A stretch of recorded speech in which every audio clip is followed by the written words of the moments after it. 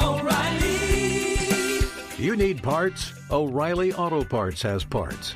Need them fast? We've got fast. No matter what you need, we have thousands of professional parts people doing their part to make sure you have it.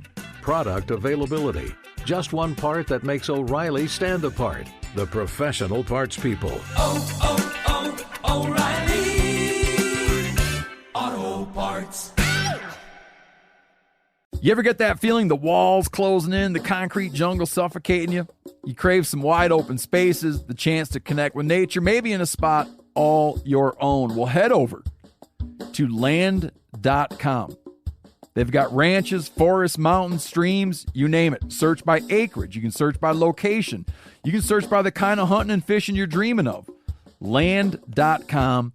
It is where the adventure begins. There's nothing like snook hook sets at dawn or catching a tarpon in the moonlight.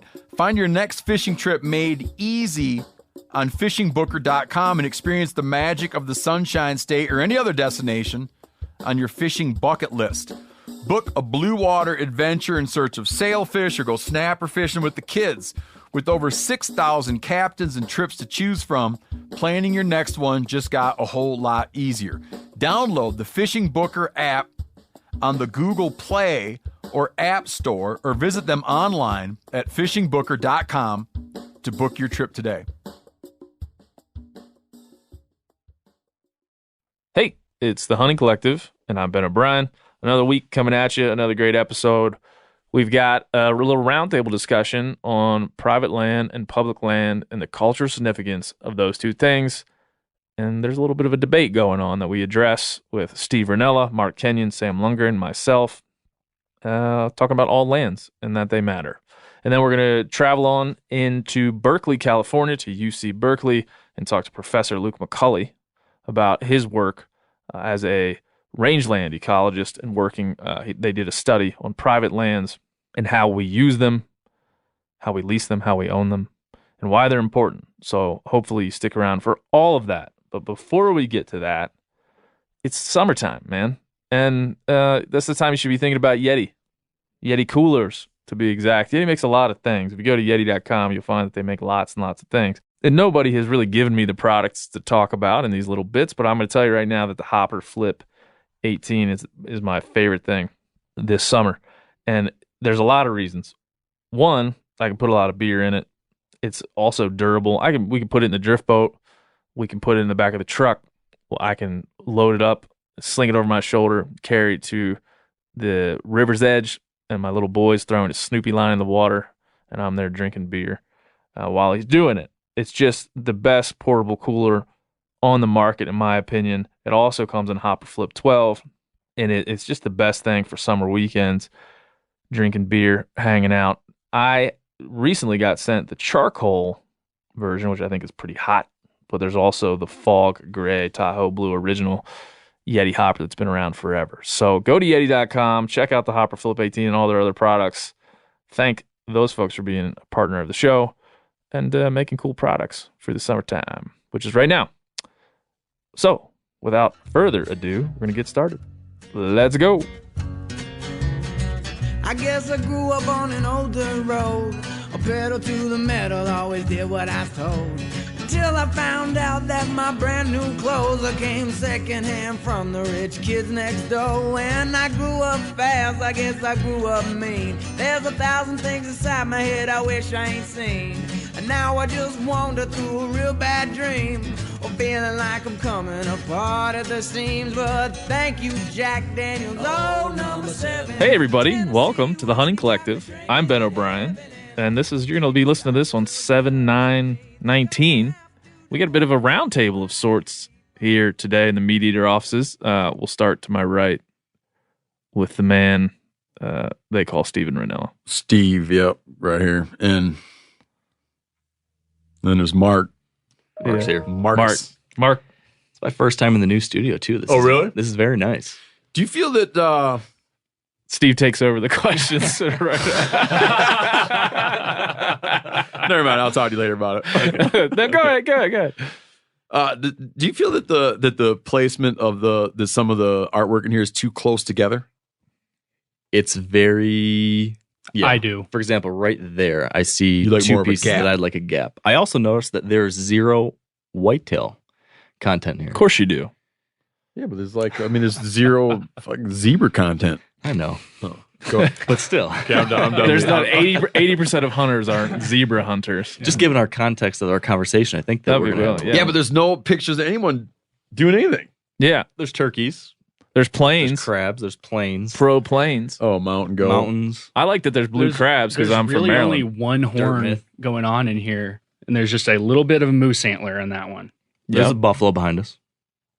Oh yeah, well, it's very stylized. It doesn't. Well, I guess that is. Yeah, I the mean, horn, it's a though. big controversy here about, Steve, you were the one that kind of envisioned the collage. Yeah, I'm not really open to any feedback about it. I mean, You just asked. I think it's out of your no, the spacing, I'm open to feedback about it. Do you agree though that some of these spots could be added a little bit? Yeah, no, I think that there needs to be a bigger gap. I was just curious because you said you hadn't been in here. I thought if you walked in and you were like, hey, man, things are a little tight, Yes. between the pictures. It's still you're got not some a- filling in. To You're not do. open to the feedback about the elements of the collage. No, I don't care. No. I mean, I took the bull by the horns, man. You did it. Well, it's not done yet. There's plenty of space to go. No, I don't really care what anybody thinks about it. If someone else had a great vision and executed, that would have been different. But it just sat here and then I executed. Moving on. I like it. Sam Lundgren's here too. Howdy. And Phil. Hey, morning, afternoon. I think it's morning still. Why is Phil here? Phil. Steve, I've been asking that question every week. This is Phil's third straight appearance on the Hunting Collective. That's And great, I got man. my first email about Phil today. Yeah? A gentleman wrote in and said he really likes Phil. Oh, yeah, keep him on. Thank He's you. like, hey, Phil's great. Keep him. This is a data informed outfit, right? Yeah, no, we're listening, but it's a two-way conversation. Yeah. On the show, we're going to talk about. We have lots of perspectives here, which is always good. We're going to talk about private land and public land on the show. I went all the way to Berkeley, California, to talk to this dude named Luke McCauley, who's a cooperative extension specialist at UC Berkeley, and he put out a study on public or private land uses in this country with a lot of really cool statistics. So we're going to get into that later on. There's a lot. He's got piles and piles of stats on how much acreage in this country is leased for hunting, how much is privately owned for the purpose of hunting, what that means in a lot of ways. That's good stuff. That is good stuff. And we'll preface that with a few things. But Luke McCauley coming up soon. But before we get to that, there's been a thing in the hunting world recently where we celebrate public lands. We all agree that public lands are fantastic. Steve? Yeah.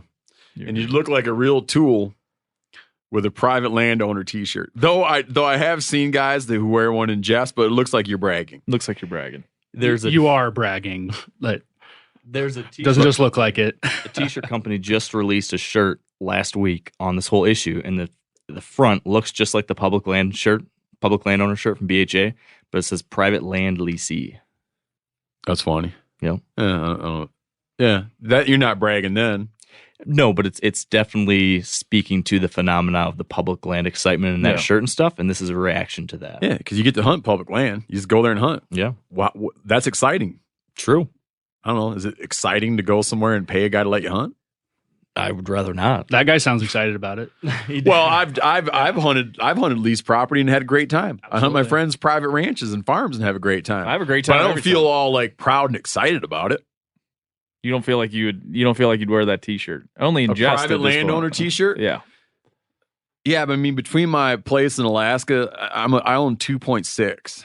That's pretty substantial. So does that count as a private land? I don't Yes. know. I own My, 2.6. my dad acres. owns 2.5, and I I always own more enjoyed than him. hunting that, but there wasn't a lot of opportunity. Yeah, so you got 0.1 Yeah, acres more you're than winning. Sam's father.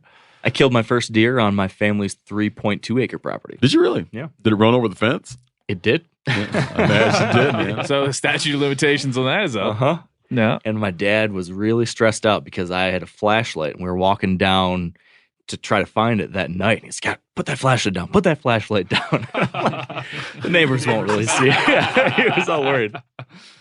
Got to go night vision. Yeah. Huh? So in this study, there's a bunch of good numbers, but the analysis of 13 nationwide studies for about 11 years there's a lot of regional things, and we're all kind of live in and are from different regions and have our perspectives are colored by these regions. But 10 to 11% of the land area of the South, Midwest, and Northeast are owned primarily for hunting, and that's primarily then private land ownership and leasing, while less than 1% of the land in the West is owned for hunting. So there's a lot of differences. Mark, I want you to. There's been a. Are you going to tell people what what it was that got us even talking about this? Yeah, that's exactly where I'm going. Sorry, go ahead. Yep, Mark, can you tell us what got us talking about this? Oh, you were doing it right now. Yeah, that's what I was doing, and you interrupted me while I was doing it. Yeah, but you did you had like a little approach. Yeah. You were doing an approach, coloring it. I was coloring the topic. So you're talking about the Instagram post? Yes. Okay. So there was an Instagram post from a guy in the hunting world speaking to how much excitement and energy there is around the public land movement, right? Keep it public. There's a lot of energy there. Backcountry hunters and anglers just going full bore, lots of membership, lots of interest. Everybody wants to wear these public landowner t-shirts, tagging their Instagram posts, keep it public, et cetera, et cetera. His point in his Instagram post was that, yeah, that's important, but let's not forget that the vast majority of the hunting happening east of the Mississippi is happening on private land, and the vast majority of the whitetail hunting, which is somewhere around 80% of all the hunters in the country, a very, very important driver of conservation and the hunting-based economy and all that, that's all happening, the majority, again, on private land. So his point... It was a pretty it was whiny. It read very whiny. Very whiny. I would personally say this guy's a friend of mine. Okay. And I highly respect him. I would just say that, yeah, the way he framed it, I'd say that he could have framed it differently. He had a good point, but I think that it came off whiny. Oh, yeah. Well, he tagged us. Yeah, he tagged us. He's like, yeah. So that's how, I can't even remember who showed it to me. But what was funny about it is, someone showed it to us, and I don't remember who. Do you know who showed it to us? Brody sent it. And I was talking about, and I've told this story a couple of times, but it reminded me of a thing that was going on when a summer ago, maybe 2 summers ago, when the Black Lives Matter movement was really picking up. And I remember there's this cartoon, like an editorial cartoon I saw somewhere in the newspaper. And there was 2 guys standing there in front of their houses. And one of the houses is burning down, and its owner is out front spraying a hose on the house that's burning down. But then the neighbor's house is not on fire, but the guy's standing out there spraying a hose on his house that's not on fire. And the guy whose house is not on fire is saying to the guy whose house is on fire, "Hey, all houses matter." So I said to... When I saw this, I said to Ben that I talked about how that reminded me of that, and Ben had a very good hashtag, which is all lands matter. Yes. All lands matter. I think that's a good approach to it. we quickly decided that it was not a good idea for fear that it'd be seeming that we were making light of something that doesn't warrant being made light of. But it's I think that no one's questioning. Right, right now, I mean, if the political cycle goes certain directions, I could see this happening. If the socialists take over, but right now, no one's questioning the legitimacy of private land ownership in America, but they're questioning the legitimacy of federally managed public lands. They're people actively, outright saying, "Should we do this?" So that house is on fire. Yeah. That's directly where the public land movement is coming from. I know. Too, by the way, it's because it is imperiled. And people needed at that moment when the keep it public hashtag started becoming big, it was very much on the line, and people needed to get together and be like, "Hey, no, this is something we do want to preserve. This is awesome that anyone gets to go hunt here, that you own title to that land as an American citizen."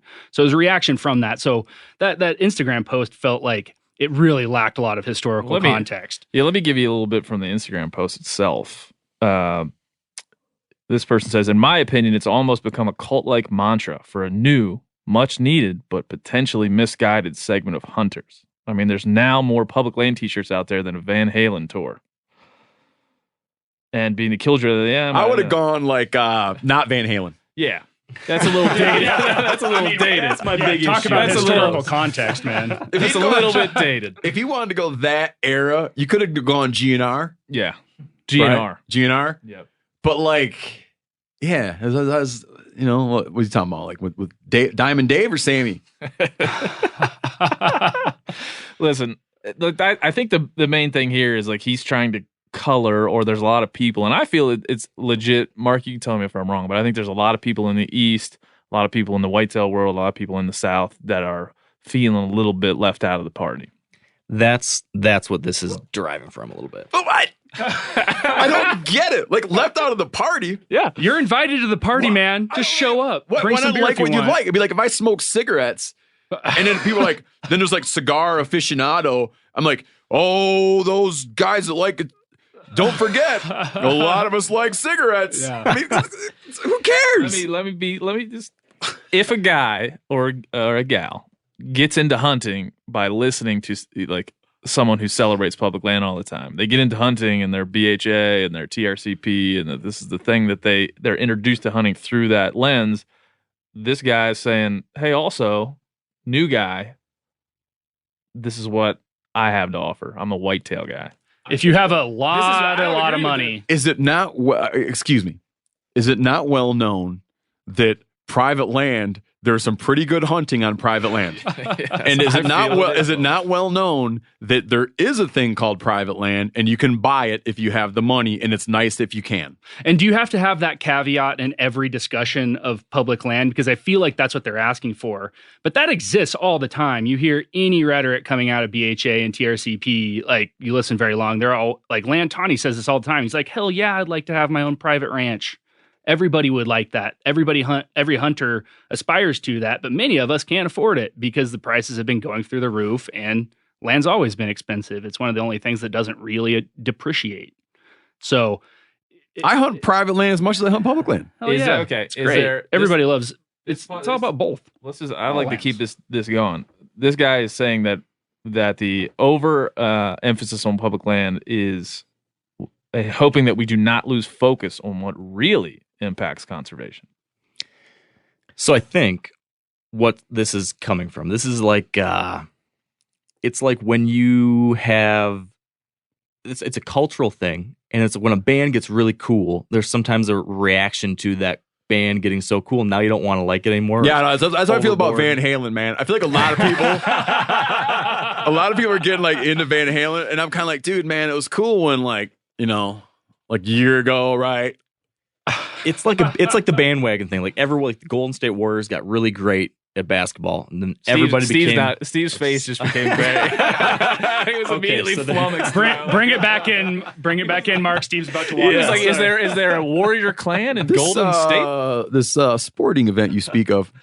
The team doesn't matter. I don't feel no. Go on with the analogy. But I do think that there's sometimes people will become irritated with like the social energy around a thing, because like everyone seems to want to be a Golden State Warrior fan. In this case, the social media, if you were to look at how much like excitement and energy and social play is there around public land stuff right now, it probably seems disproportionate to the amount of people that actually hunt public land, or how much money gets spent on elk hunts and mule deer hunts versus whitetail hunts out east. So there's some small, not even loud, but there's some small minority of people that are just kind of like, this is annoying. Here's my argument. Take your lease money and buy gas and drive west and hunt public lands every year. Yeah, and I'm not saying, and I'm not. Hey, but why is it annoying? Like, I don't understand. Tell me. Well, so like you've got like some people now find it like you're trying to be cool by talking about how much you hunt public land, or like public land hunters are somehow like, okay, let me take a step back.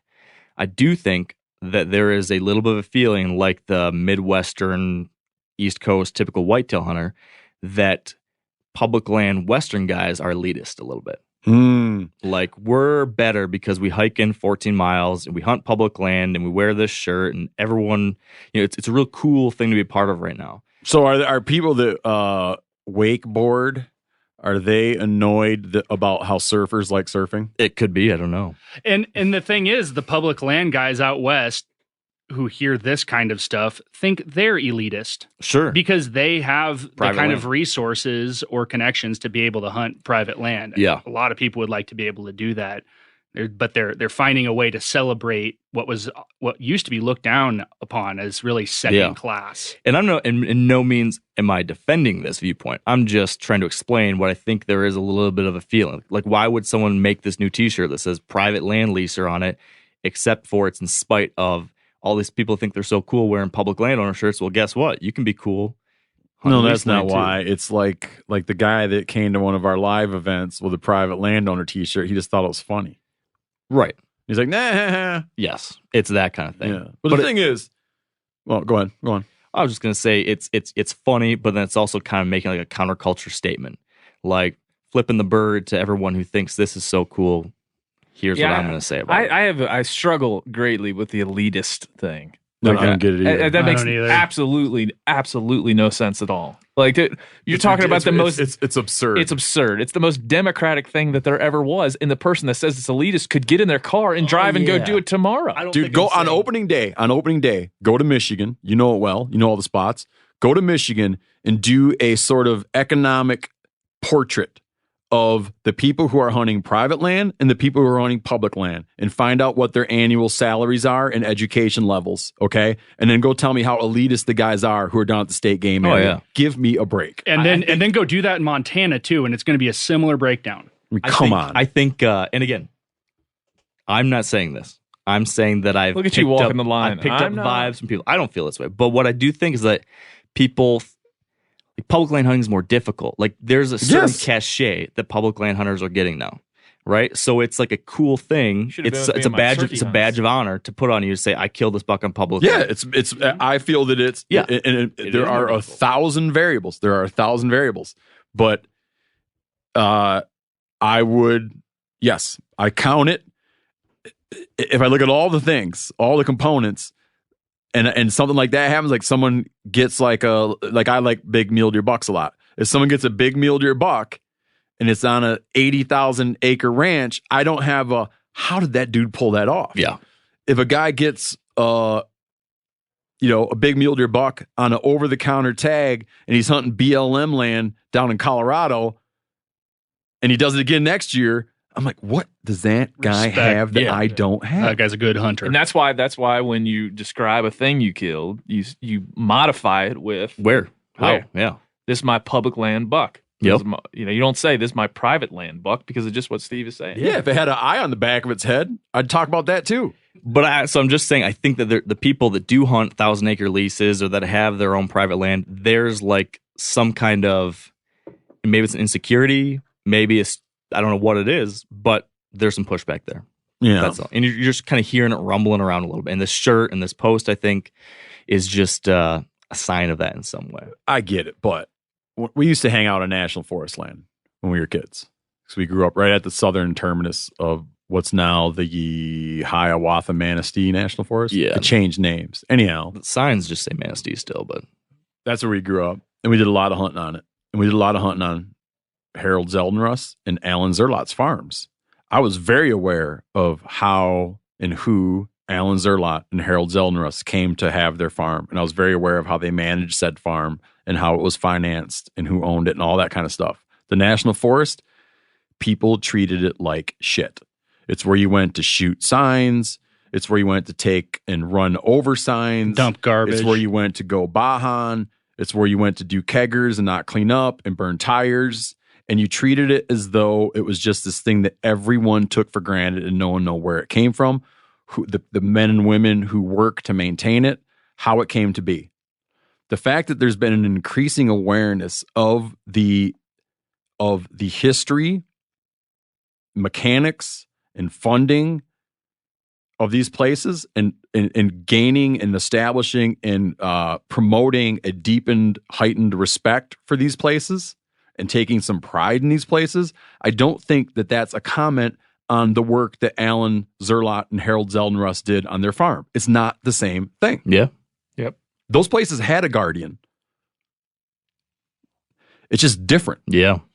Well, there's 100%. And a win for public lands is a win for this person who made this post and everyone else. Yeah. I mean, it's to say that it's only a certain type of people that can use this, or it's only accessible. The term access in many and almost all of these cases means anyone in the East, the South, if they can get to it, they can access it. So a win for public lands is a win for this person who's hating on public lands. And I think, and I've had conversations with a couple people that have articulated this, and I 100% agree with you, Steve. And in your comment, Ben, you just wrote a whole damn book about it. That's not public yet, but yeah. Oh, it's not? It's not. But yeah, I 100% agree. It's all these lands matter, but there are these different weird little social cliques and norms. And I think that this is more like that ephemeral type of issue. And there's something to be said about how that impacts why someone would spend some time and energy posting a post like that. Yeah, I mean, I think there's all kinds of missions, there's all kinds of organizations, there's all kind of, and every person that gets connected to their mission wants people to come and be a part of that. And if they see some energy stealing thing out there, they want to go and either challenge it. There's one way to approach it, which is like this person did and other people have, is challenge it and say it's not as valid as you think it might be. Or there's other things to embrace it and say, and try to be part of it and understand it. And that's probably the better way to go, I would think. Oh, go ahead, Sam. Oh, I was going to say, following up on what you were saying, Steve, that people treated it like shit. And that was my exact same experience growing up hunting a lot of public land, that it was just like, oh, this is the land that nobody wanted and nobody lays claim to, and you can do whatever the hell you want. And no one, they didn't treat it like it was theirs. Exactly. And so I think that's why this public landowner movement has been so important and so impactful, because it's reinforcing. I mean, I was there when they came up with the idea for that T-shirt, and I immediately was like, "That's awesome. That's it. People are going to love this." That that you do own this as an American citizen, legally speaking. People talk about it being federally owned or state owned, but if you go back into kind of the legal underpinnings, it's property of the people, and I think that pride is very healthy, and I think it will help those lands become better places to hunt and places to fish if people give a shit and pick up trash instead of leaving it, or encourage others not to just go plinking and blowing up washing machines and propane tanks out there, and then it can be a more useful part of the overall conservation portfolio of an area, which includes private lands as well. But I think we can improve upon all sorts of wildlife populations and opportunities for more people if people have that sense of pride surrounding public land. Go ahead. I was going to say, I do think, though, there is something to be said about acknowledging the importance of work being done on private land, too, and the fact that does have big picture impacts on wildlife and the environment. And I think that if you have private land that you own or steward, like, you should be empowered and realize the power that you have there and the impact you can have there, whether it's 20 acres or 200 acres. That stuff trickles over. That stuff all like you've talked about, the study that you spoke about with this gentleman, some of the very highest quality wildlife habitat out there, some of the best opportunities we have to preserve green space and places for animals to roam does exist on private land. So yeah, of course. And the country backs that up, because we spend far more on private lands conservation than we do on public lands. And private land we spend far more on wildlife habitat improvements on private lands as a nation than we do on public lands. Yep. If you look at the components of the Farm Bill. Yeah. That's a big piece. So I think that I don't see that this, I mean, it's great. And I think that, and when I have friends, Matt Cook, Doug Dern, I could name on and on, that own properties, the primary purpose of that property being to produce good wildlife habitat. Yep. And I don't feel, I never get a sense from them, people actively doing it. I don't get a sense from them that they feel like they're the unsung hero. Yeah. Right? I just feel like they're doing something, and the people around them know they're doing it and doing it great. And I'll point out a funny thing about these two is these two people are also very concerned about the well-being of public lands in this country. Yeah. So they're putting their money where their mouth is on private lands, and they're also miraculously somehow able to be concerned about both these things at once. I think that's the thing. Is that that's what this is about, right? Like, and the reason why I want to have this conversation, the reason why I went and spoke to Luke McCauley is exactly that. Like, we know it's a fact that hunting is a great, like property owned and leased for hunting provides a greater economic incentive to have large tracts of unfragmented land that's good for wildlife, that has good, that harbors good habitat for wildlife. We know that that's leasing and owning property does that in many ways, right? So we can discuss that just in the same way we can discuss some of the benefits of having large tracts of public land. But what we sure as shit can't do is start putting them up against each other like they need to be one versus the other. We can't. Pieces of a puzzle, man. Yeah, pieces of a puzzle. Can I bring up 2 quick points? Please. As I've become more familiar with nonprofit conservation groups, I've been surprised to learn that there is a competitive atmosphere among nonprofits. Yeah. People who run nonprofits in the conservation space know that most people out there don't join 10 groups. They join and donate to 1 or 2, and they compete. Grant funding is finite too. They compete for what they might view as customers.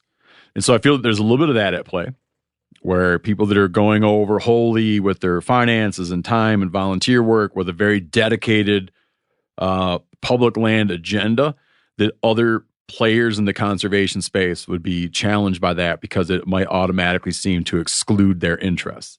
And then I'm going to sound like a dude that smokes too much weed, even though I don't smoke weed at all when I say this, because I'm not going to get into great details about it. But there are a lot of very powerful political figures and business figures who are deeply intimidated by the public land movement.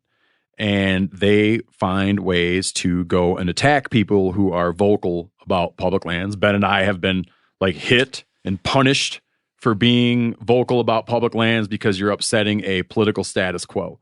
And so I'm particularly sensitive about this kind of thing because I often look and I wonder, are they talking about this or are they talking about something else?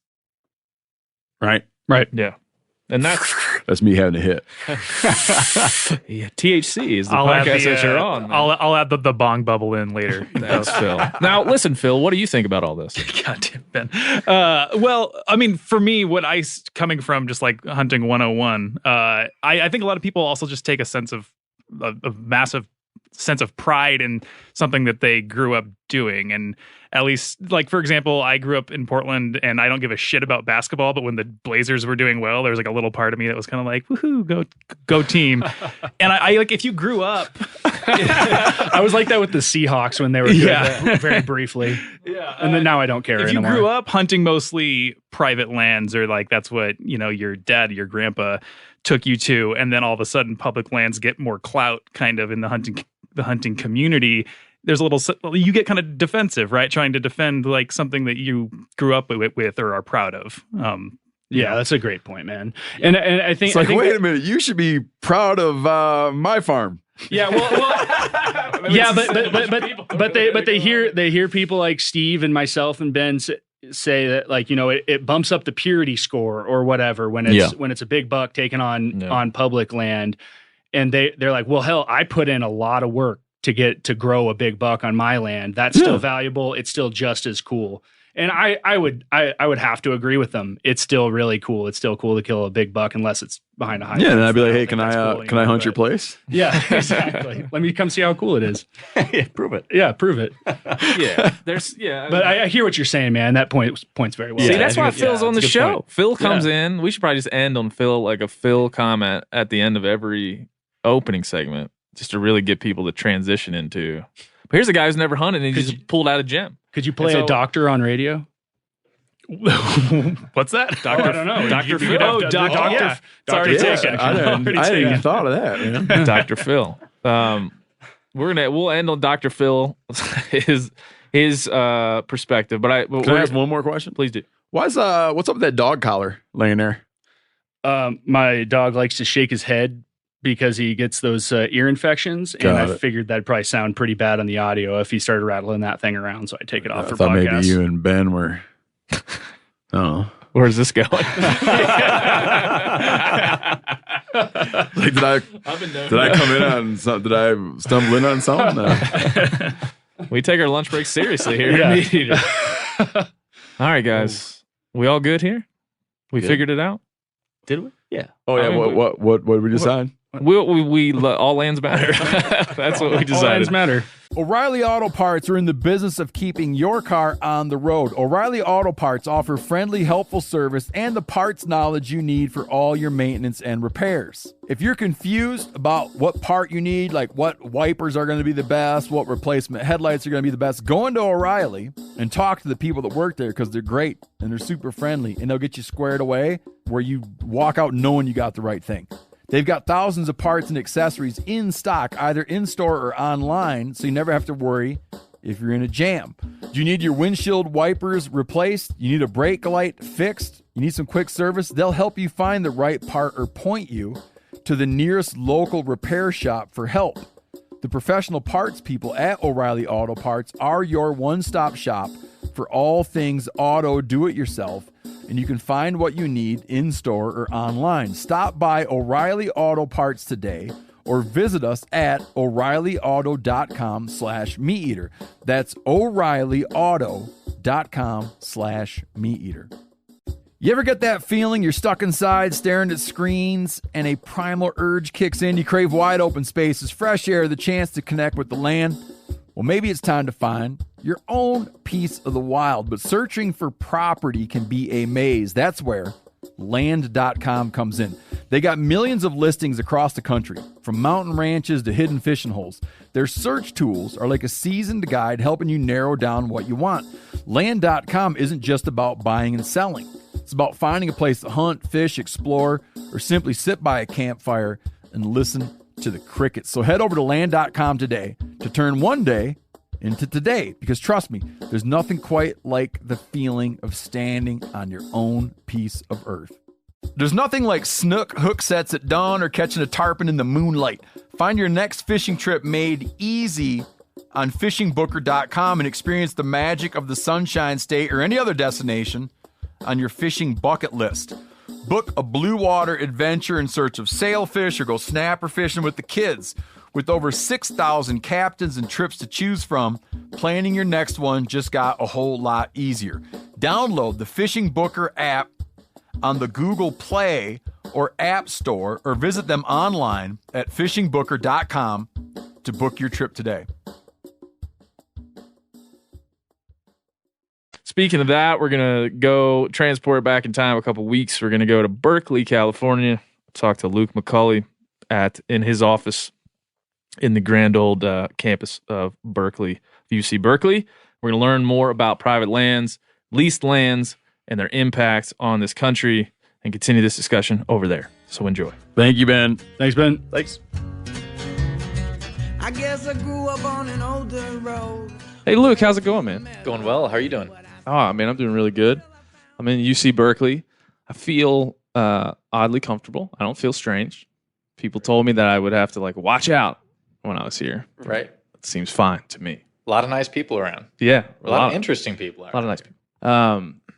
A lot of interesting people, a lot of nice people, yeah. Yeah. And we're sitting in your office at Hillgard Hall at the college. When I came in, it's like this giant metal door, this really beautiful architecture. It screams history, and the place has a lot of that, you're saying. It does. It does. This building was built around the 1920s, a series of buildings right here as part of originally the Agricultural College for University of California, Berkeley.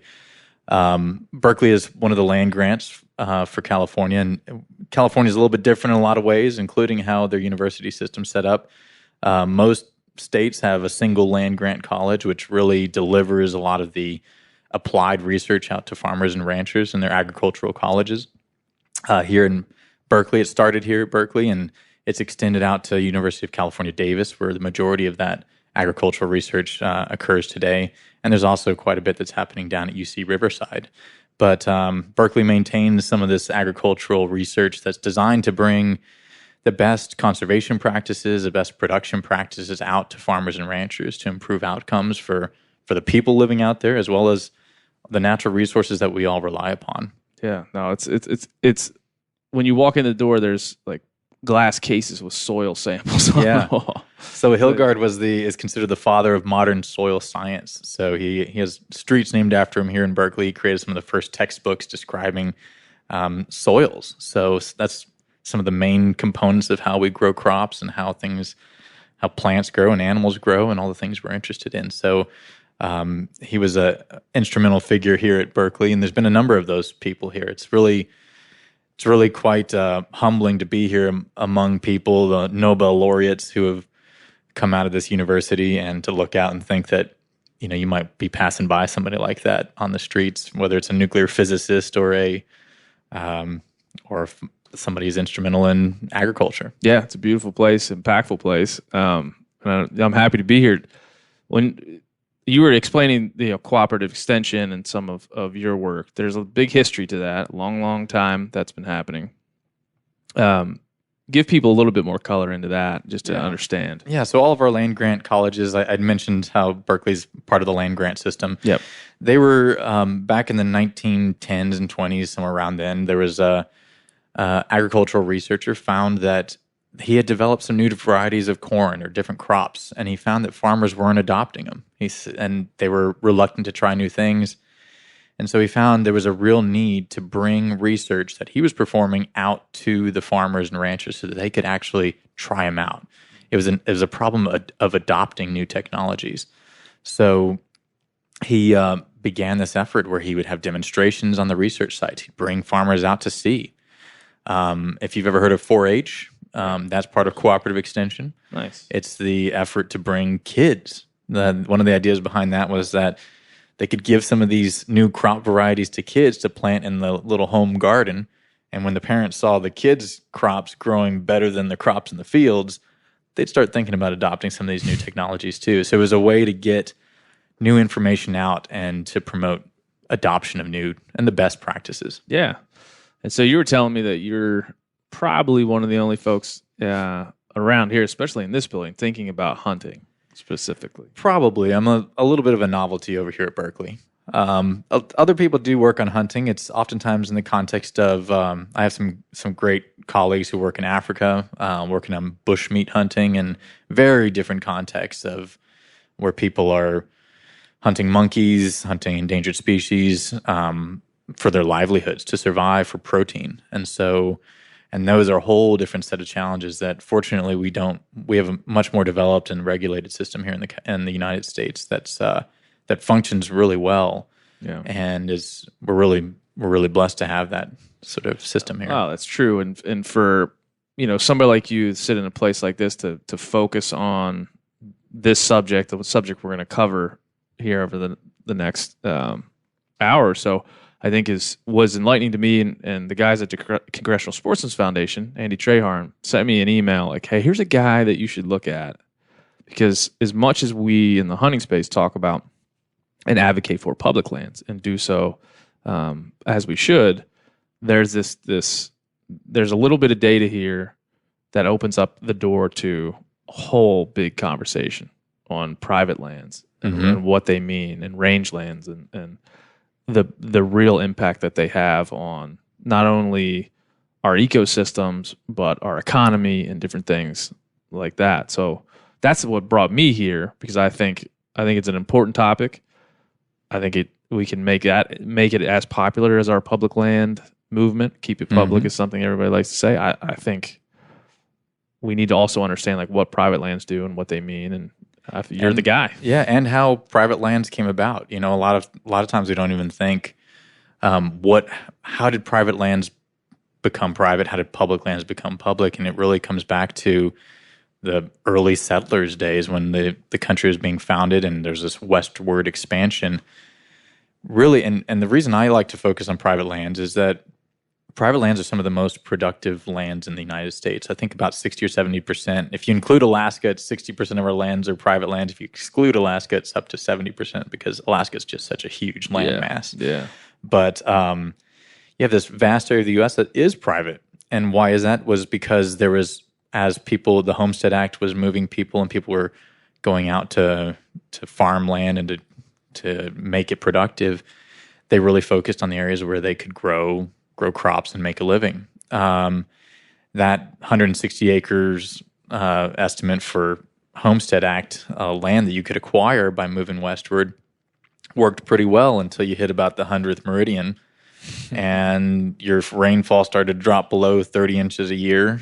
You didn't have enough to grow crops. You hit some of the deserts in Nevada and Utah, and it's really clear 160 acres you're not going to be able to make a living off of for a family. So what ended up happening is some of these early explorers noted that we need to rethink this Homestead Act in the West, because you're going to need at least 2,000, 3,000, 5,000 acres to be able to support a family unit out here. And so that, I don't think those numbers didn't end up happening in the Homestead Act. What ended up happening was that these lands were sort of left unsettled because people couldn't make a living on a small parcel of land. And so you had these areas and mountains and deserts, essentially, that were left unsettled and became part of our federal public lands. So they're beautiful. They're a huge and wonderful natural resource thing to behold and wonder and walk through and see. But they're also some of the least productive lands. They don't have good flat soils. They don't have sometimes good water resources. And as a result, and also those same productivity issues that make them difficult and challenging for humans to live on and settle and to make a living on, in some ways they're difficult for animals. They don't have the same densities of deer that you would have on a bottomlands soil in the South. So because of that, these public lands are really great, but they're not really representative of all the different resources that we have in our country. And so that's why I think private lands are a really important part of our conversation. They're the most productive lands. They host a whole range of biodiversity that's not represented in our public lands. There are species that aren't found in public lands they're only found on some of our private lands in the eastern side of the country, or even in California, for example. So, in California here where we are, the Central Valley, which is the breadbasket of the country, is almost entirely agricultural land now. And some of those bottomland areas where there were huge valley oaks back in the day, a lot of that habitat has been lost. And so we've lost some of those aspects to support game species, other species, birds, and other things like that. Yeah, and you mentioned a lot in your work of biodiversity. Explain kind of how you would measure and say there's two things, I think, that what does productive really mean, and how does private land and then maybe public land? It's hard to talk about these things as monoliths. I mean, there's some very, very, and I've seen them, very, very biodiverse public lands, and there's some very, very non-diverse private lands. It's hard to talk about them in those ways. But when you reference them as productive, what do you mean? What's that productive? For private land? Or for any land, what's productive in your mind? Because that's a good question. Again, because it's like I said, it's hard to talk about these things like that. In those ways, but production means a lot of different things to different people. Obviously. I generally probably would think of it in terms of. I would think of it probably in terms of how humans use the land, and so oftentimes I would think of it in terms of the soil quality. And the ability to produce biomass. And so that generally is thought of as yields for crops, grass grown for livestock, water for people to drink or for animals to drink, groundwater resources. So all those types of aspects that I think humans in particular will look at, but also animals. Water is a key resource for animals and for life. And so having good water resources in an area is really important for productivity. That's why there's been efforts to put out guzzlers and water resources in our public lands to increase that productivity. Yeah. No, it's a good point, especially for sheep. Guzzlers are a huge thing for desert bighorn sheep and beyond. So let's get to the actual research you've done in the paper that you guys have published. I think there's a lot of numbers in here. I don't want to just rattle off a bunch of numbers, but there are some really impactful kind of bottom line statements in what's here. So kind of take us through what this paper is called. I'll make sure everybody has access to it that's listening. What this paper is called and kind of how you came to want to write this and how you wrote the abstract and structure. Yeah, This is yeah. a long ass question. Yeah, well, explain this. it was quite an interesting story. When I started my dissertation, my doctoral research, I did not think I would end up doing a big nationwide study, pulling together 3 big giant data sets from different national surveys. I was actually a little bit afraid of statistics and big data sets when I started my doctoral work.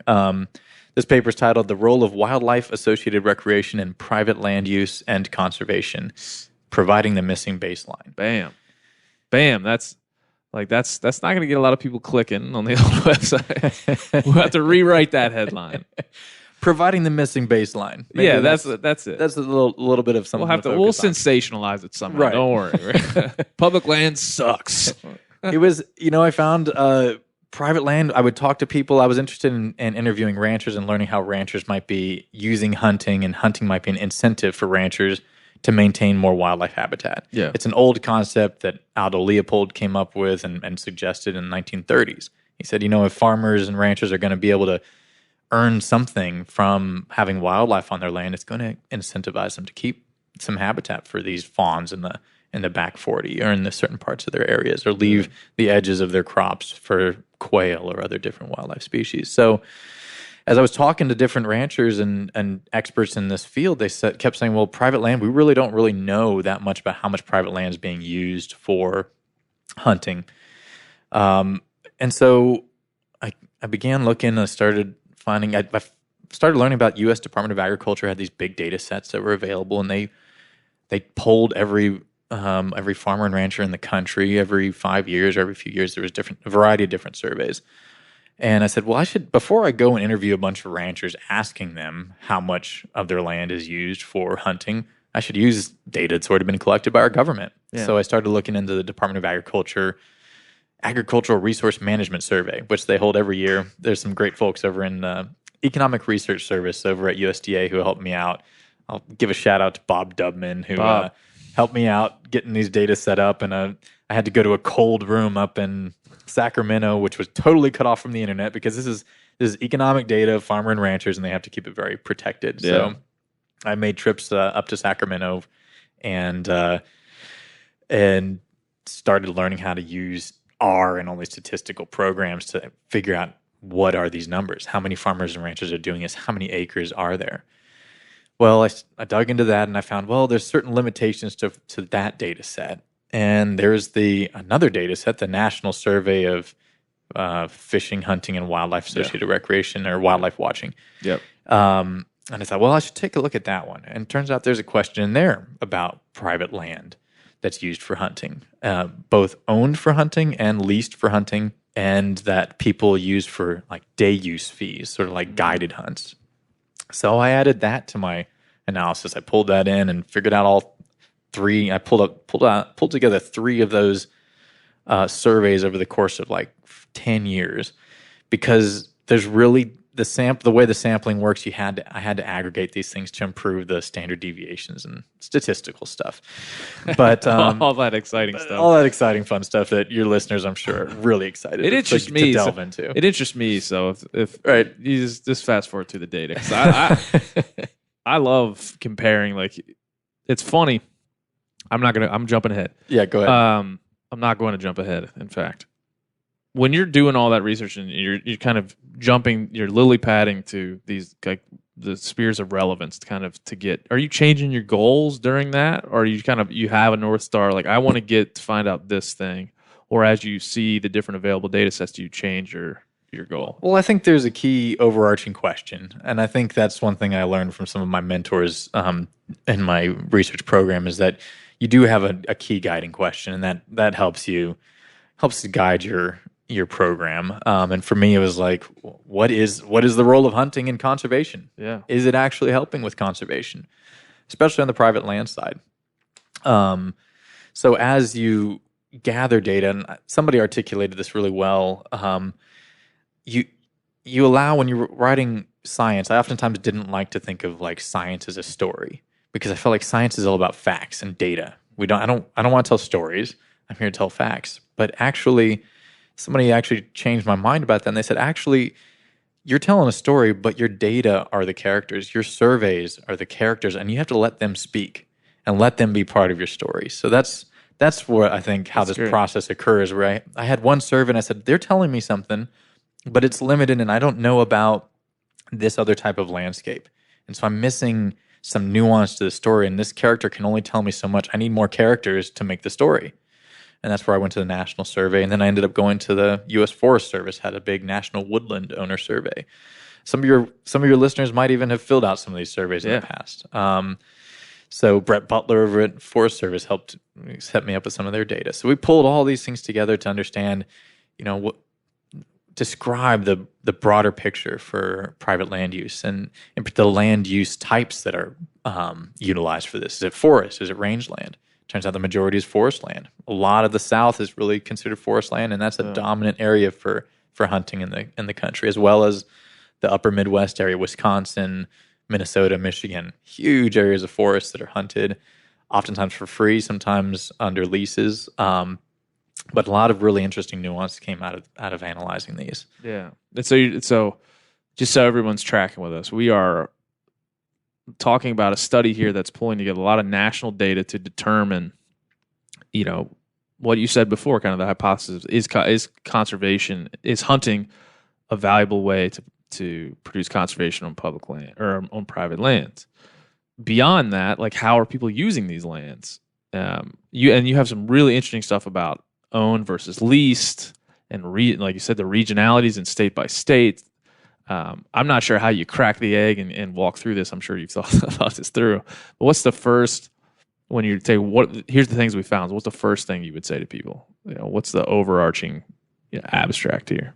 A big area of the United States is used for wildlife associated recreation. And I think it's estimated at, I think the paper shows about 32% of the whole of the contiguous U.S. is used for wildlife associated recreation. Of that, hunting is a dominant contributor. And that's like, in your study, when you started looking at this, it's like wildlife watching is one of them, hunting and fishing. Yeah. Hunting dominates. Yeah.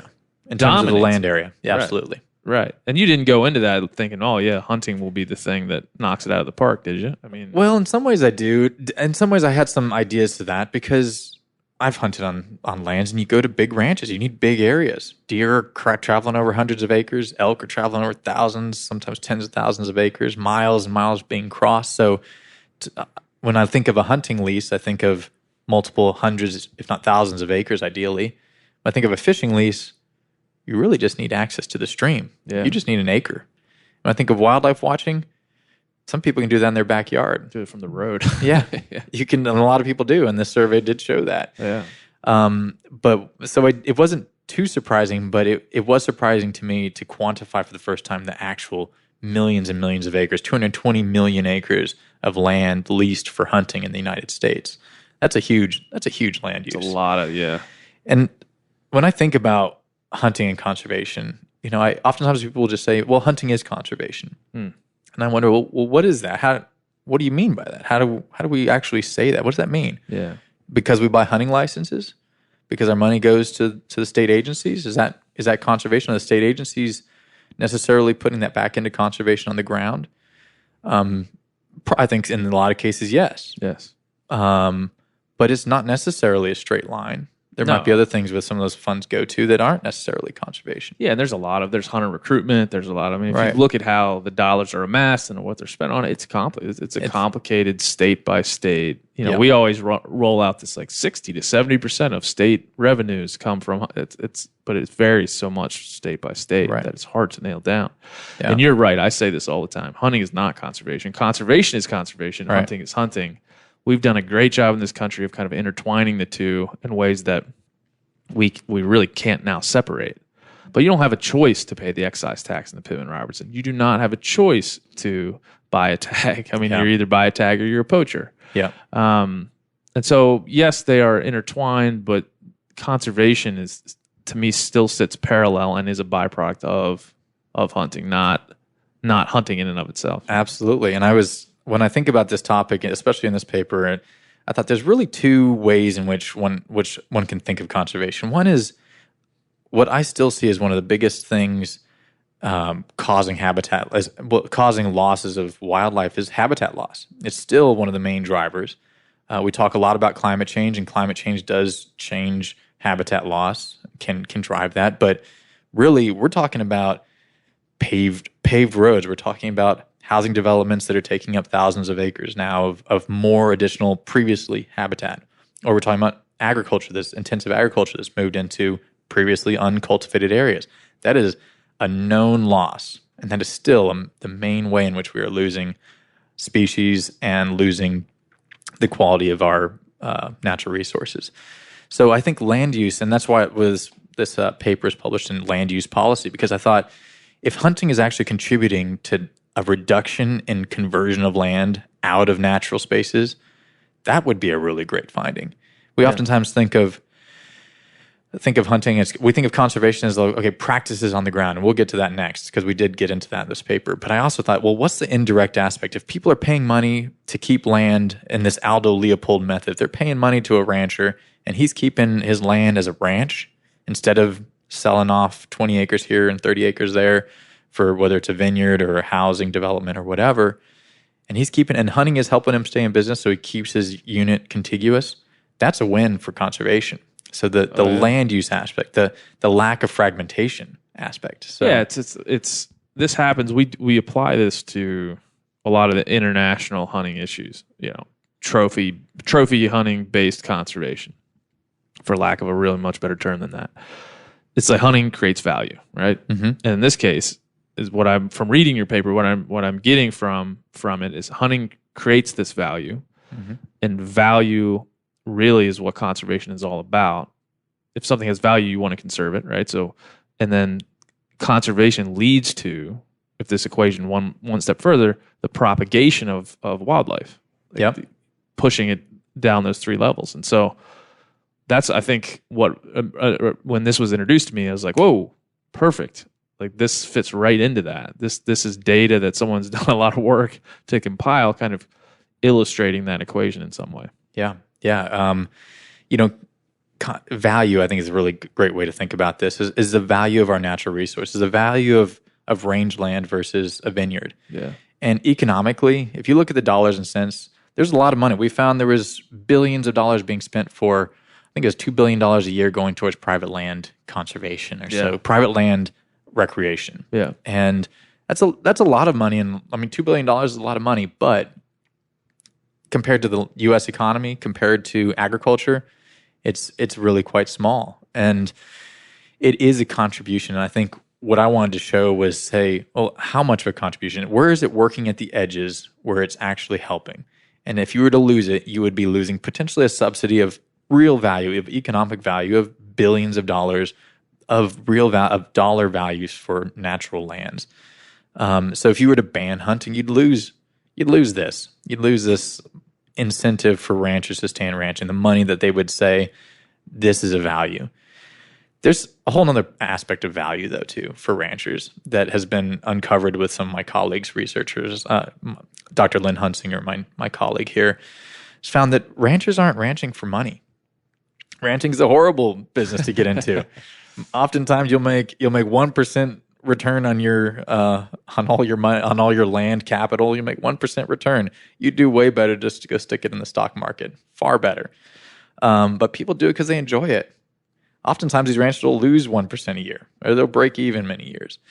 But they do it because they like it, and there's a lifestyle aspect, and there's a value that they place on it that's the equivalent of what they could make in the stock market. That's funny. Yeah, at some level, this is probably an overgeneralization. Like hunting can subsidize someone's. There's ways that subsidies kind of support this ranching lifestyle, farming lifestyle. Yeah, the government does it all the time, but a hunting lease is kind of a way to do that as well. Yeah, it's a way that it can help them if they're. I've talked to ranchers who said, at least I know my hunting income is solid every year. I'm going to get $90,000 a year from my hunting lease, and this is a big ranch. So sure, he's like, I know I'm getting that. The cattle might make $10,000 that year. They might make $100,000 that year, and it's highly variable in the cattle market. But at least he knew he got this sort of baseline from the hunting. The King Ranch in Texas has some really great descriptions showing the stability of their wildlife and hunting revenue compared to the livestock industry, which is really volatile.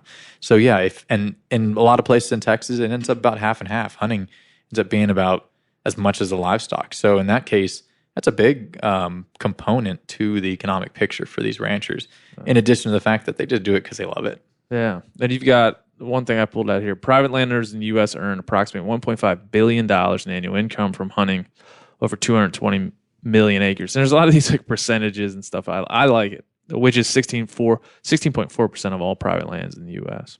Yeah. That's just an interesting stat to me. Yeah. And interesting to see it presented in that way. Big areas. And, we went further beyond sort of this sort of big, that all this stuff we've talked about so far is a sort of big picture of like how land is used and how people value it, and what happens really at the edges of land use. So if something's on the edge of shifting into a grape orchard or a almond orchard or some other sort of intensive agriculture, if you reduce your hunting revenue and take it out of the picture, it will just accelerate that transition at these edges. It'll make it that much less profitable, and so people will move into new, more profitable uses more quickly. That's sort of the larger economic theory of how this happens. I think it plays out on our landscapes. The second thing we got some data on is why we looked into some of this U.S. Department of Agriculture data is they gather information on what are people actually doing on the ground for conservation practices. Are they involved in some of these working lands programs, which are any of the people in your audience who might be landowners probably familiar with the EQIP program, Environmental Quality Incentives Program. It's a USDA program and does cost share to do some conservation practices. We found people who had hunting leases that were more involved with these conservation programs. We found they were also more likely to hire private consultants to do conservation practices on their land. So we found additional correlations. We can't say for sure causation, but we did see people who had hunting leases were participating more in these conservation programs, and they were participating in hiring private conservation folks. As hunters, we're not arguing. Like, don't even look into the causation. We'll take it. Right. I do think there's a funny point there.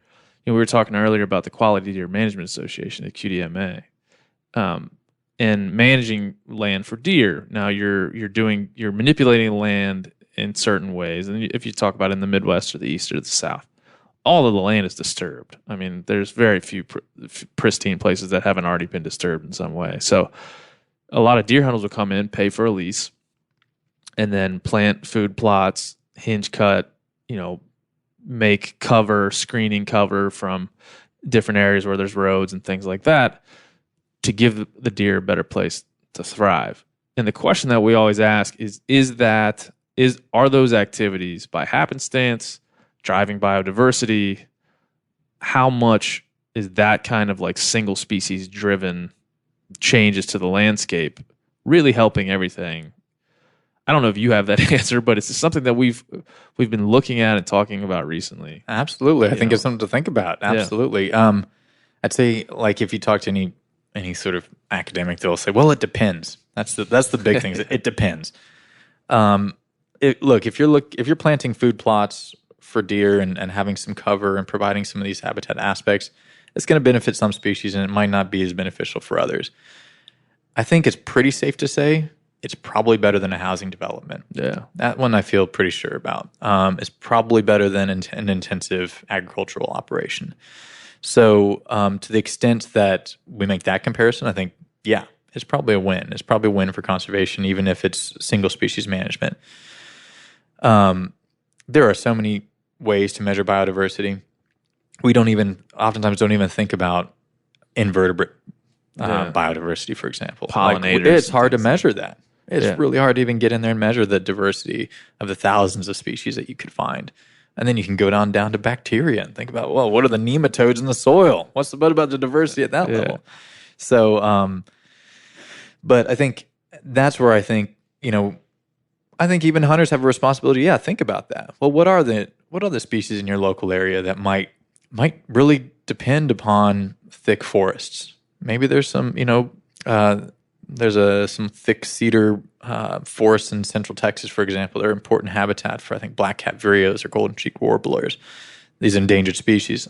I think it's the responsibility of hunters and landowners when they get that land to dig in, to call their local NRCS, their USDA personnel, call their local cooperative extension advisors, Find out, well, what might I want to be thinking about beyond just deer? And there's so many, like you say, there's so many resources. We have a top secret project at Media we're working on right now that is running into this. It's I don't know how much I could say.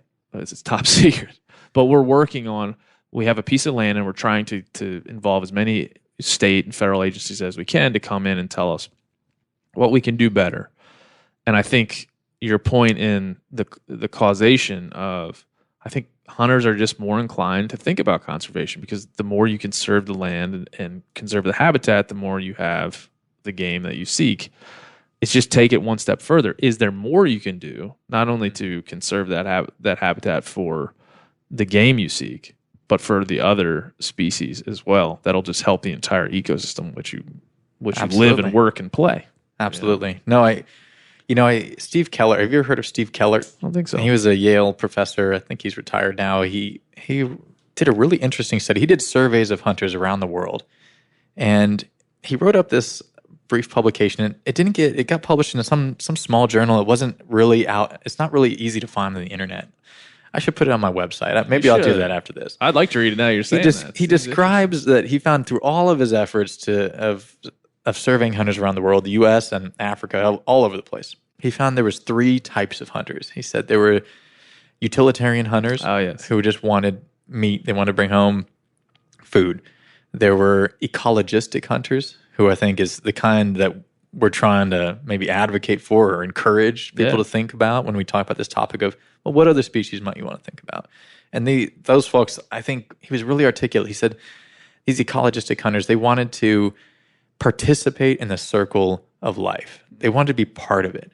And I think that was, for me, helped me to describe for myself like why I like to hunt. It's not that I enjoy the kill. I mean, there are aspects of that. I think this is part of being a predator in a predator-prey system, like participating in nature in a way that you don't if you're just watching it from the outside. Yeah, I'm getting ready to go and talk to some animal rights folks, and that's very much the point I make. Yeah, always. It's like I feel this intense like proximity to how this all works. I'm not sitting on the sidelines and using my emotions or using some sort of circular logic to kind of get to the point where I feel good about what's happening. I'm inserting myself into it and trying to, over years and years, figure out what's the best way to interact with it. Yeah. And you're not going to walk in with the answer. It probably won't walk out with it either, but it's better than sitting on the sidelines. Yeah. In a lot of ways. Well, when you think about our evolutionary history, I think 99.9% of our history we were hunter-gatherers. So I think there is some deeply embedded aspects of our genetics that are tied to hunting and tied to finding our own food. And we'll also have another guy I'm talking to who's a human evolutionary biologist, and it says like kids throw rocks. I have a 3-year-old son. He throws rocks like you wouldn't believe. Like he picks up a rock. He doesn't think, what is this? He picks up a rock and he immediately looks around to what he can throw it at. And he's like, dude, that's because humans, when we first figured out how to throw things, then we first started to figure out that we could procure our own meat, and there's some kind of biological ticker in there that when your son picks up a rock, he doesn't see something he might lick or put in his pocket. He sees something he needs to throw. Yeah. So there's a connection there for sure. Yeah. The third type of hunters, just to close that topic that Steve Keller raised, was the sportsman hunters, the sort of trophy hunters that we think about today, which I think are an interesting thing to think about for the hunting community. And I'm sure you've probably had great people on your podcast, but I find that to be a really interesting thing. One thing people don't think about with the trophy hunting community is that it really came out of Theodore Roosevelt's efforts to reduce the amount of harvest of wildlife. The idea was you would just take a single specimen that was hopefully past its prime, just past its prime. It's bred, it's lived a full life, and you take the single trophy. You take one instead of, it was in a time of market hunting when people were taking hundreds and hundreds of animals. And it was an idea to think, oh, wow, we really actually can conserve the species by doing trophy hunting and encouraging people to just take a single animal.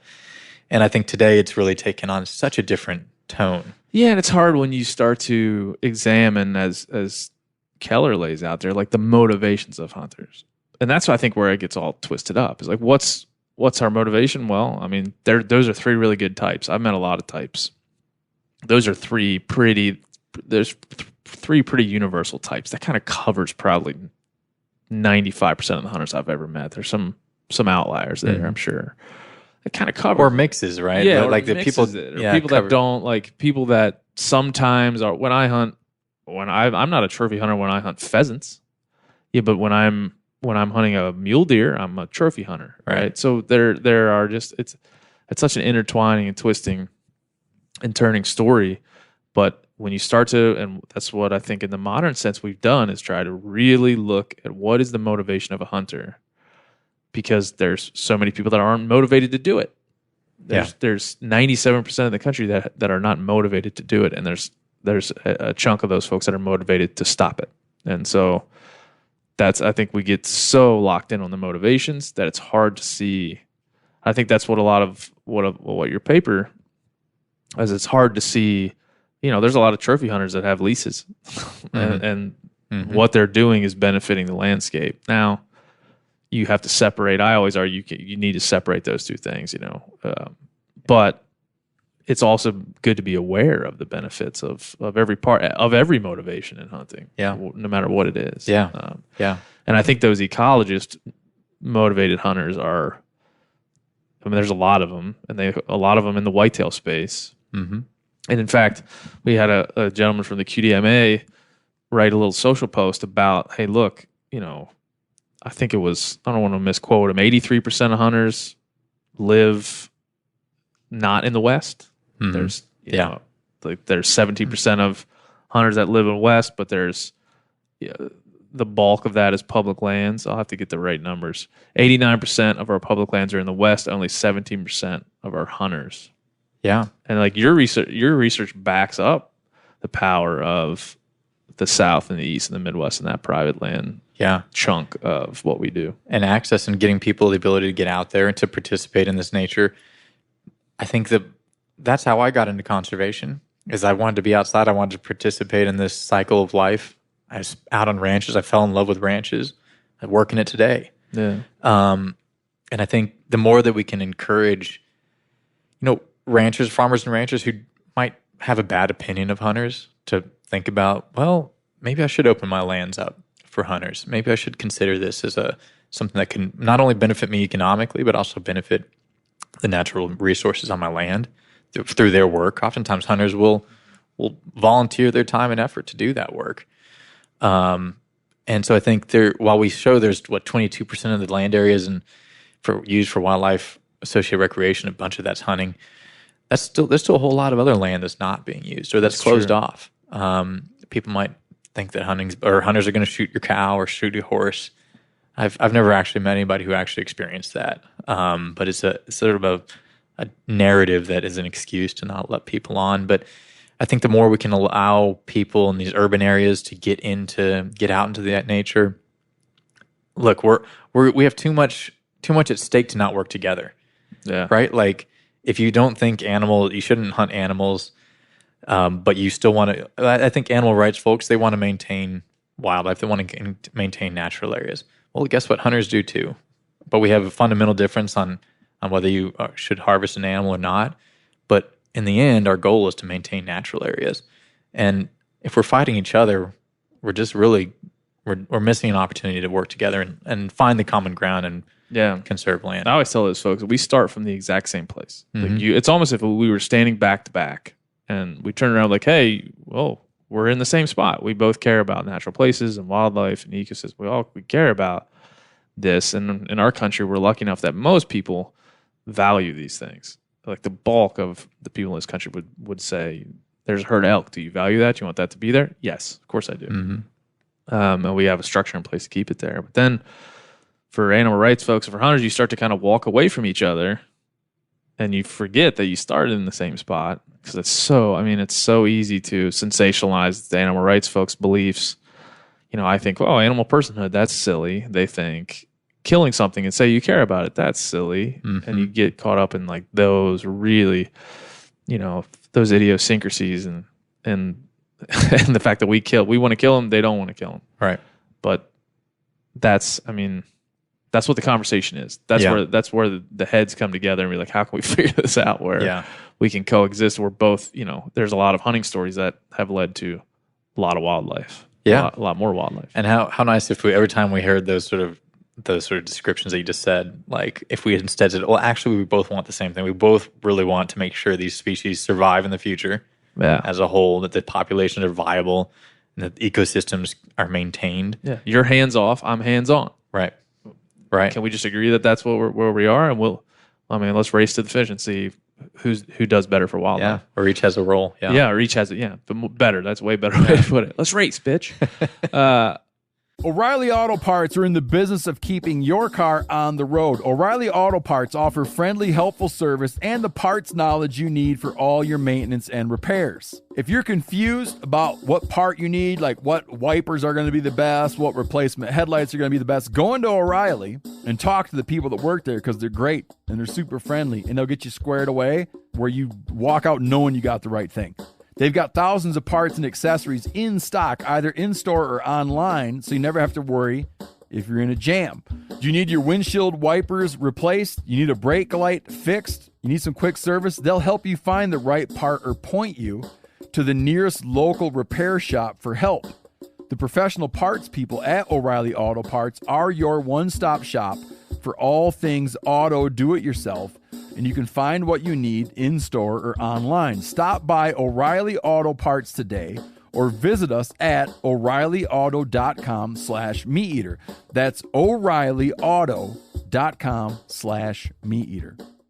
You ever get that feeling you're stuck inside staring at screens and a primal urge kicks in? You crave wide open spaces, fresh air, the chance to connect with the land. Well, maybe it's time to find your own piece of the wild, but searching for property can be a maze. That's where Land.com comes in. They got millions of listings across the country, from mountain ranches to hidden fishing holes. Their search tools are like a seasoned guide helping you narrow down what you want. Land.com isn't just about buying and selling. It's about finding a place to hunt, fish, explore, or simply sit by a campfire and listen to the crickets. So head over to Land.com today to turn one day into today, because trust me, there's nothing quite like the feeling of standing on your own piece of earth. There's nothing like snook hook sets at dawn or catching a tarpon in the moonlight.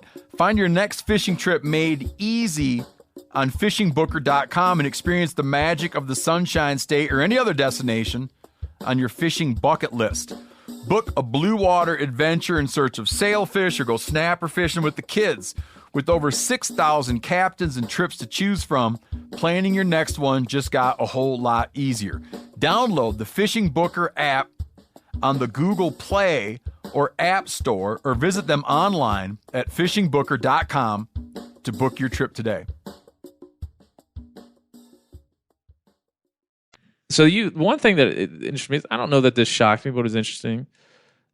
It said in your paper, the analysis revealed that 10.2 to 11.3% of the land area of the South, Midwest, and Northeast are primarily owned for hunting, while less than 1% of the land in the West was owned for hunting. In terms of lease lands, the South and Northeast have 25% and 15% of their respective land use for hunting leases, whereas only 4% and 2% of the land in the Midwest and West are leased for hunting. Yeah, wasn't that interesting? I mean, there's a lot of numbers you threw out there, but there's some nuances, especially in the Midwest, where you had a lot of people owning land for hunting, but very few people leasing land for hunting.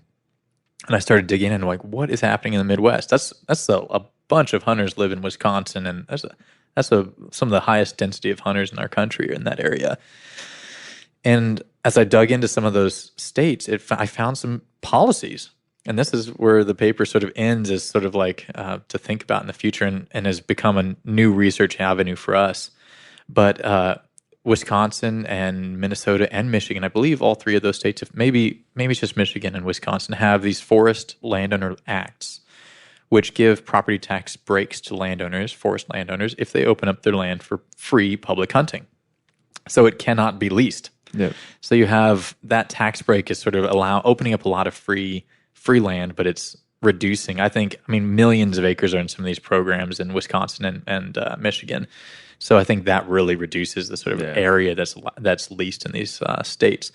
But it points to the power of policies and how policies can incentivize and change the dynamics for access for hunters, and what does that mean? Yeah, I mean, when we talk about in Texas, you're from there and I live there, and you talk about like what it means to go hunting in that state. Leases, I think if you were to ask all hunters, could we eliminate leases and just give free access to every place where you'd like to go hunting? They'd be like, yeah, sure.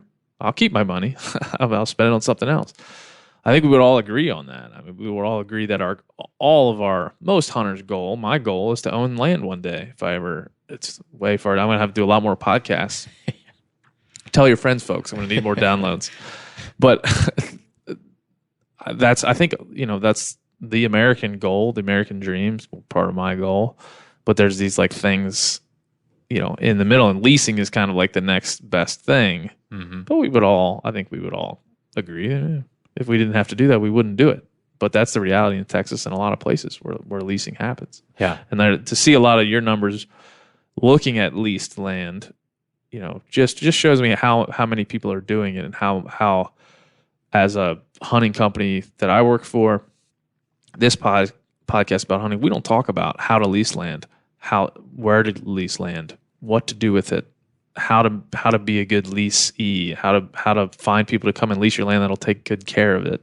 Yeah. And we don't really talk about that subject all that much. And the numbers here bear it out to be a pretty impactful thing. There's so many opportunities. I've met so many where this works well.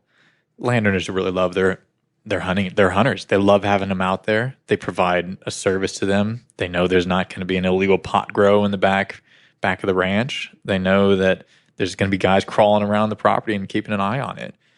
A lot of times people do free work, take care of the property, fix wells, report if the water trough's empty for the livestock, or if they see livestock sick.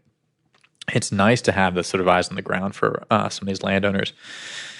The other thing about leases that I think we haven't touched on yet is that, and this is where I actually questioned Steve Rinella at the recent Congressional Sportsmen's Foundation National Assembly of Sportsmen's Caucuses. Oh yeah, he was speaking in New Hampshire, Bretton Woods, New Hampshire, beautiful place, and he had mentioned the importance of access and the ability to get out. I coming from Texas, I grew up and hunted on private lands, friends' lands, and friends' ranches, and it's a whitetail system, so there's a lot higher density of deer.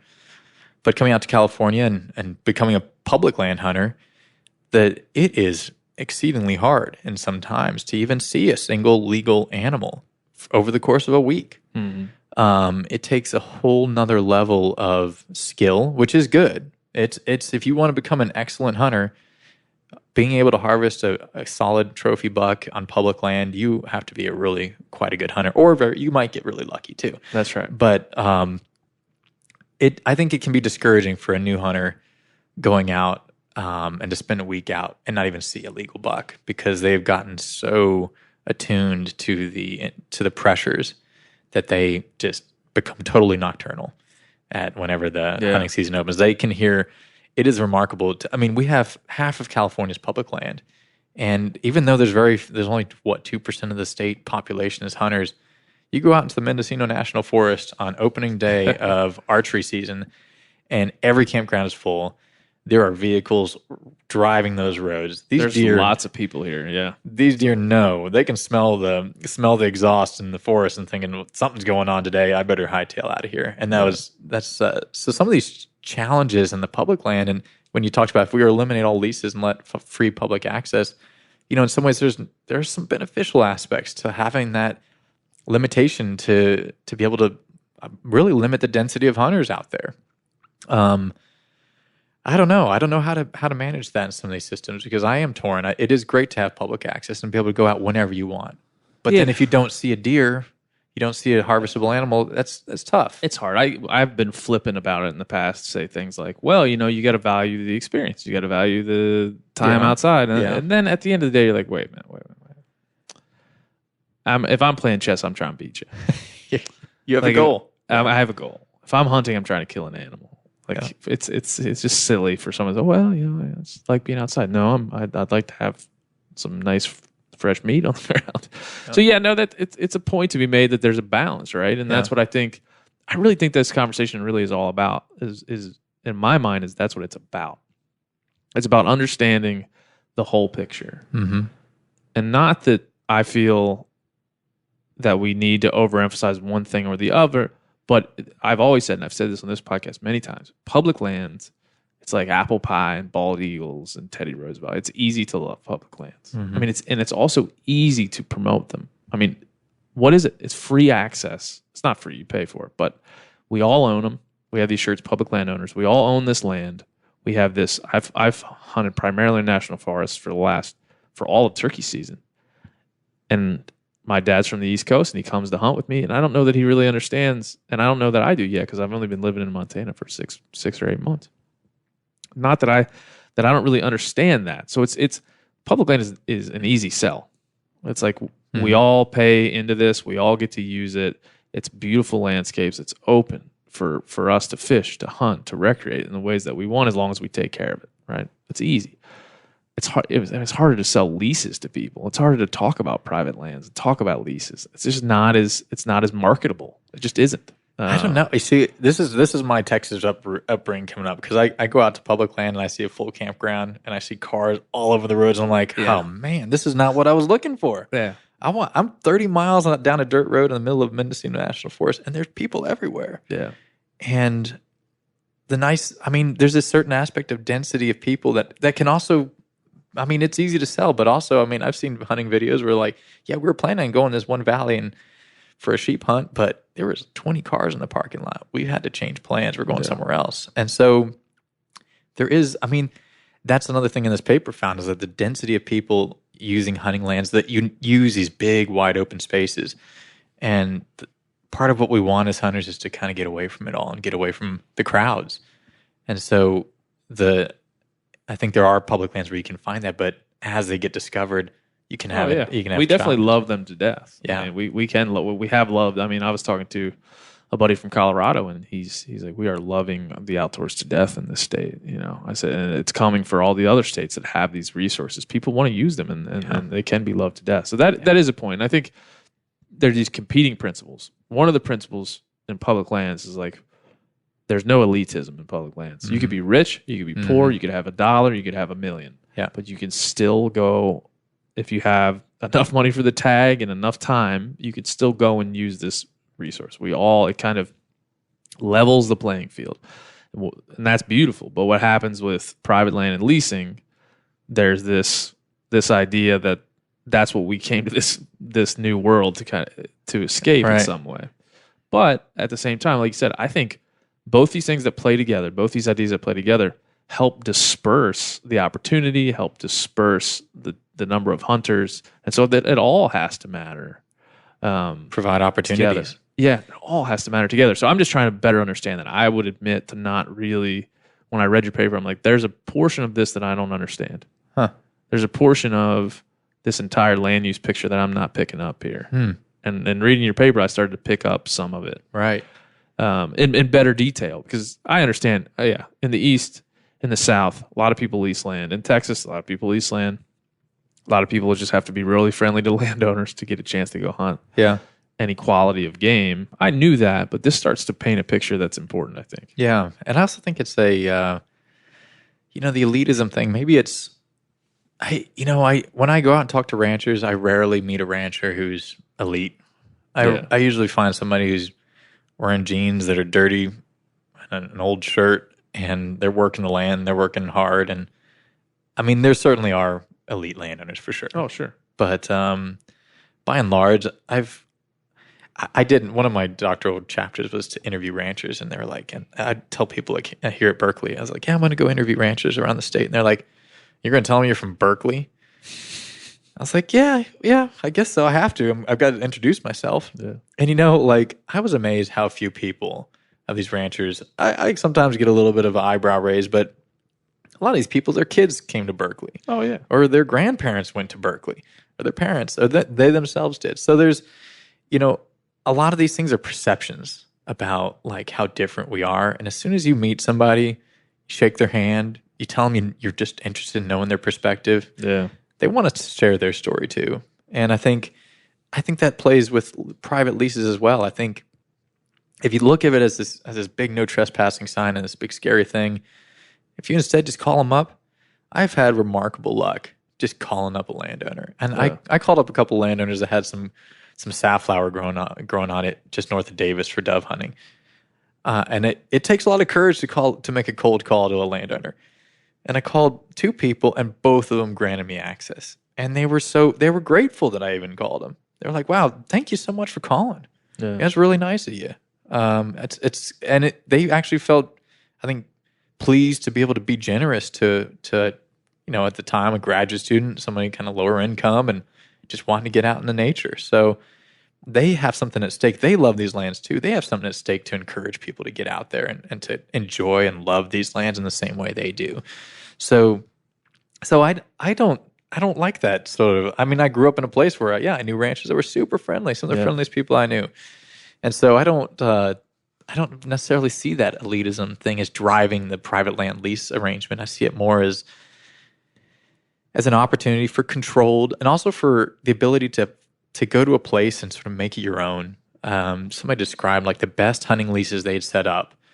It was a guide. It was an operator who'd set up hunting leases around the state. And he said, the best time is if you can get guys in there that start treating the property as if it's their own. And once somebody's there for 3-5 years, their kids start going, they grow up there, their kids take over the lease. It really is part of the landscape, it's part of their being. So I think that's the thing that's a real opportunity. And in the places where there aren't leases for whatever perceptions, whether it's, oh, you're elite, or, oh, hunters are just going to come and shoot my cows or shoot holes in my trough. To the extent we can get past those sort of caricatures, I think there's some real opportunities to expand our Yeah, and it's a real important part of the conversation, I think. There is, like I said, there are these ideas that, well, I would just say that it's leases and things of that nature aren't something that we dig too deep into. Mm-hmm. We just don't. We dig deep into every time we need access to a certain, say the crazy mountain range there in Montana. We'll fight for that. There's a lot of examples of things that we've fought for. The Sabinoso Wilderness and things that we're fighting for that have a direct action, right? If we do this, if we get a walking area here, if we get an easement here, we're going to open up all this access to people. And so when you talk about like pushing back on Steve's comment on access, this access thing is such a, it's not a chicken, like it's not a chicken or the egg. Like if I can get an easement right here on this square chunk of land, then I've provided access. Yeah. And anybody that wants to go through there can go through there. So there really is a good feeling that you're making a difference there. It's harder to say, well, I mean, we really talked a lot about leases and more people started doing it. It's just not as easy of a equation. It's relationships, right? It's like building relationships, and there's thousands and tens of thousands of ways those can work out. Yeah. And they can change, and they're not permanent. Sure. The nice thing about public lands and a conservation easement is you got permanent access, which is really nice. Yeah. So what are we missing here? There's so much. I feel like we've got to be missing some stuff in your well, I think one thing that's kind of interesting is we're digging in now. After this, we started thinking, well, what are states doing to seeing the impact of these policies in that Midwest area on affecting lease rates and things like that? We started digging into how all the different states, and we're going to put in a proposal to present this at the 2019 NASC summit for the National Assembly of Sportsmen's Caucuses with the Congressional Sportsmen's Foundation. We're going to propose we've dug into 6 different policy areas for all 50 states. We've got 3 great undergraduates who've been working on, 3 or 4 undergraduates who've been working on this over the course of the last year. And it's painstaking work. They go to every single state and they dig into, well, what are the cost share programs that are around? There's a big, the federal government has a big cost share programs for conservation through the NRCS. Mm-hmm. Well, a lot of states we started digging into this. A lot of states have their own cost share programs. What are the property tax systems? Obviously, we saw the impacts of Wisconsin and Michigan's property tax laws and the effects that are likely affecting their leasing rates. Well, what are other states doing for property tax exemptions? Does some states, you only get your property tax exemption if it's in agriculture? Yeah. You don't get it if it's in wildlife conservation. Yeah. Some states do. Like in California, you put in wildlife conservation, you put in recreation, it'll still count for your agricultural tax exemption, but some states don't. Yeah. These are some things that there's a lot, we could think about. In our super secret meat eater project, there's a lot of things where, well, if you'll do this to the land, if you'll plant this, if you'll rotate these crops, if you'll do this, we'll pay you. But now, I'm I'm just leasing a property, or I bought a small piece of fragmented acreage just because I know there's some deer on there, and that's going to be my family. Might build a little cabin on there, and I've got 40 acres of my own finally. Well, the government will come in and say, if you do this, this, this, and this, we'll give you a monthly. We'll basically rent this from you. They'll give you a monthly payment. That might help to subsidize your buying of the property or leasing the property out, whatever. But then you also have a bunch of work to do. Yeah. And if you just want to recreate and you just want to hang some tree stands and kill some deer, now you have this obligation to, keep up the work that you've promised the government that you'll do. So there's a weird dichotomy there. Of how do you balance those things? Yeah, there are trade-offs. Yeah, for how much you want to get involved with these things. Yeah. And some people might want to do these things even without the government support. Yeah. One rancher told me this joke once. He said, I just got to repeat it because it was so funny. He said, and I'm probably going to get in trouble for saying it. I have to have you censor it out later. I'll beep it out when you say it. He said, we don't do any government programs. And this is a big landowner in California. He said, we don't do any of those because get in bed with the government, you get a lot more than a good night's sleep. That is a strong opinion in some aspects of the private landowner community. But so just to illustrate, there's just such a diversity of ways in which people look at this. But I also think some of those landowners still might do a lot of these same practices anyways. They just don't want the government involved. Yeah, that's true. Like I said, once you get them involved, they'll give you the benefits, right? There's financial benefits there, but it is, you're now working with a complicated entity. Right. So there's a big data thing here. It's a bunch of numbers. It's down in the middle of the paper, table 2. This is land area and property characteristics for wildlife associated recreation. And total acres in millions for these things by region. If you go to hunting, there's 220 million, as we've discussed, lease acres and 135 million owned acres. Mm-hmm. It's pretty interesting. Obviously, so explain those two numbers. Because when I looked at this, I was like, So this survey asked landowners, or asked hunters, do you own or lease land primarily for hunting? And so they could answer yes to either of those. So if they owned land primarily for the purpose of hunting, which was a whole lot, 135 million acres was for people owned land primarily for hunting. Now the interesting difference is there's a lot more. There's quite a bit more for leasing. 220 million acres for leasing land for hunting. Yeah, but the difference that's interesting is this mean size of the property. If you scoot over to the 4th or 5th column on there, the average size of a leased property is 2,300 acres, 2,400 acres. So 2,400 acres you get crazy on average if you're leasing land. Whereas if you're owning land, it's down at the average is 326 acres. I mean that makes sense. Land's expensive. It makes sense. But you can lease a lot of land for $10, $20, $30 an acre, and you can make your money go a lot farther and get a lot bigger acreage. After looking at this, I've always wanted to own land too. Yeah. But after looking at this, I also want access to thousands of acres for my hunting. It would be nice if I was in a high density area with whitetail and turkeys were all over the place. Yeah, a few hundred acres would probably do it. But in the West, for sure. Yeah, the numbers say lease. Yeah. Take your lease. Spend your money on 2,000 acre lease. Well, and you wonder, I'm thinking of my future. Like, if I'm going to spend the money for 20 years to lease the same property, say it's 20 years to lease 2,000 acres. I don't got to pay the property tax. I don't got to do the upkeep. Yeah. I still have access to that property. I'm going to take really good care of it. Probably have great relationships with the landowners. Or I could buy a couple hundred acres and struggle with all the things we've talked about, which is keeping up with the biodiversity, making sure the land is taken care of and it's part of a healthier ecosystem overall. So I mean, if I'm just thinking about my hunting, I'm leasing. If you can lock in a good lease, and you can find somebody, and that's where the work comes in. Or if I got enough money for a land manager on my the 326 acre O'Brien Ranch that we're going to buy. Yeah. But the other thing that's interesting here, just you broke this also down into 4 regions, obviously Northeast, Midwest, South, and West.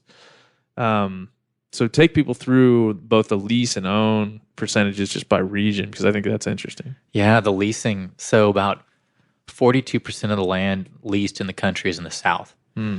You think about Texas has a huge leasing industry, as well as I think these states like Alabama, Mississippi, Georgia.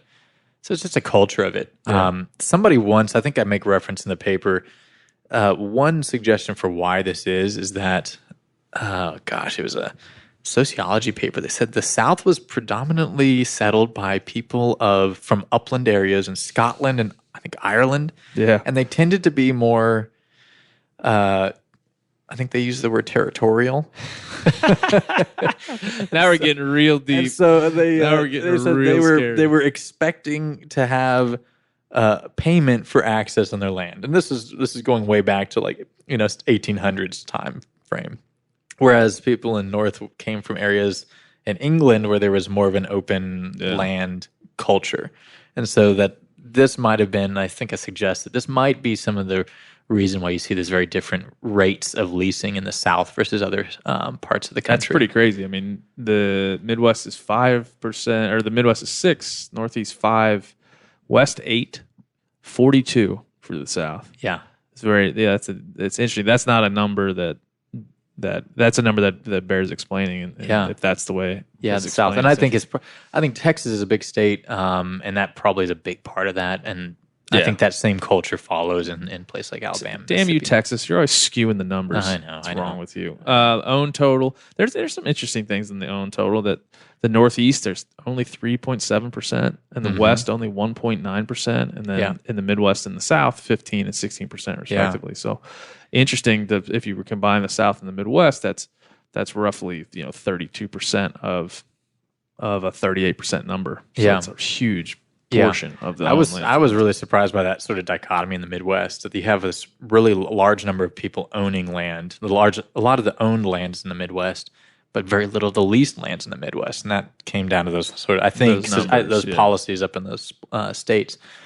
But then you think those policies are pretty neat, but then if it's encouraging people to own land, might this also be encouraging fragmentation of those 2,000 acre properties into 300 acre properties? Because if you can only afford or you only need 300 acres for your hunting, do you end up splitting up land into smaller and smaller chunks? That might be all right, but in the end, you're probably going to have more human impact. The more fragmentation is a big new fences. You take 360 acres and break it up into a bunch of 40 acre parcels. You go from, it's obvious. You go from one contiguous management to a bunch of different types of management that we all, as hunters, we all know. If you buy a back 40, it's about your neighbors, man. You got to have good neighbors. If they're over there on opening day just shooting every deer that walks, you're not going to have the best experience on your 40. So, and the impact of fencing. There's been some really interesting things that my colleagues, Dr. Justin Brashares is working on up at the Hopland Research Station up north of here. And they're looking at fences. They have GPS collars on deer, and they're noticing that some deer, even though it's just a barbed wire fence, a standard 3, 4, 5 strand barbed wire fence, these deer will just walk, and it will affect their home range. When you look at their home range and where they're going, there is a solid border where they just don't really want to cross this fence. It's not that much energy to get over it, but maybe it's on the edge, and they don't go. So it does create these, even standard barbed wire fences that deer have generally no problem getting over, do impact some of their movement. And you start looking at larger migrations, crossing over 10 fences versus 1 is a big deal. Yeah. To travel back to Texas for a moment, there's a lot of high fences there. Oh, yeah. Well, that's a whole other thing. It's like, what does that do to wildlife? Yeah. That's just that. I don't want to get into that. I don't want to get into that. But this is all, Well, I did look into that, but this is kind of interesting thing to look at. Yeah, because I was thinking, well, what does this mean is there going to be inbreeding because of this? Like if you have these fragmented populations, I called some of those folks, the biologists out there in Texas Parks and Wildlife, and they said, there's no such thing as a deer-proof fence.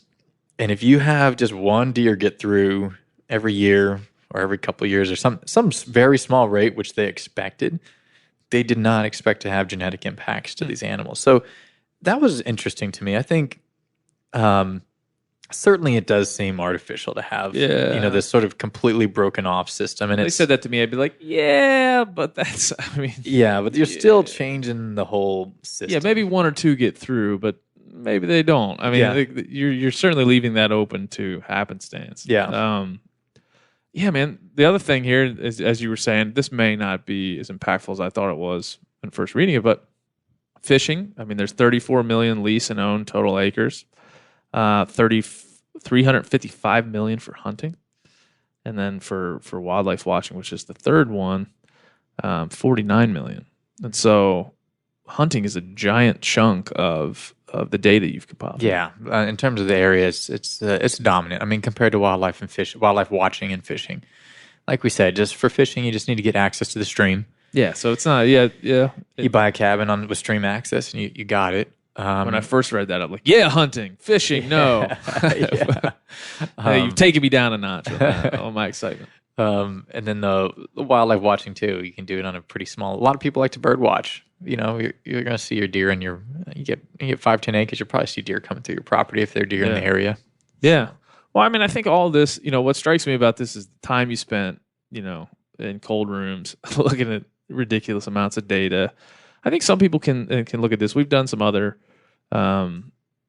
things where we've just looked at studies where people have questioned, well, what's sample size? Like, there's that. There surely is that. Those are critical parts of this. But the other part of this is what you've learned in doing the work to put this together. You've been in closer proximity to this data than maybe anyone, and you've been able to just have this, like, the empirical knowledge of spending that time. Whether you want to break down exactly the sample sizes and how accurate here or there, I feel there's value. There's just really intrinsic value in the fact that you spent the time to really analyze these things and go deep. So I appreciate that, and I think it's valuable for that reason in and of itself. Well, we report all our standard errors, so you can see the uncertainty, and there is uncertainty associated with all these numbers, and they're all reported. So, but the one thing before we wrap up, what I see is some opportunities. I think we look at these data and we see some of the big numbers. And I think in the West, it is interesting. The West is clearly a lot of public land. California, which people might not think of as really a big public land state, is half public land. Yeah. I think there is this sort of that dichotomy that we were talking about. There's a sort of culture whereas like the hunters go out in the public land and the private land is not. I even see it among our. There's a culture that suggests that private landowners should not charge money for access because we're in a public land state. Hunting is a public resource. Game is a public resource. Mm-hmm. And I find myself feeling like it limits us. Yeah. If we come to our landowner and say you shouldn't be charging money, a landowner's going to say, well, I'm not going to let anybody on. And so that's a lose. That's a lack of access entirely. Mm-hmm. Even if this landowner says, I'm only going to sell $20,000 trophy elk hunts. That's all I'm going to do. And that to a lot of us, that is out of my reach. Mm-hmm. As a faculty at UC Berkeley, that's totally out of reach. This is a nice office, but I don't know if it's that nice. Yeah. But at the same time, a $20,000 hunt, a $20,000 hunt is a hunt for somebody. Is that better than a zero hunt than hunt for nobody?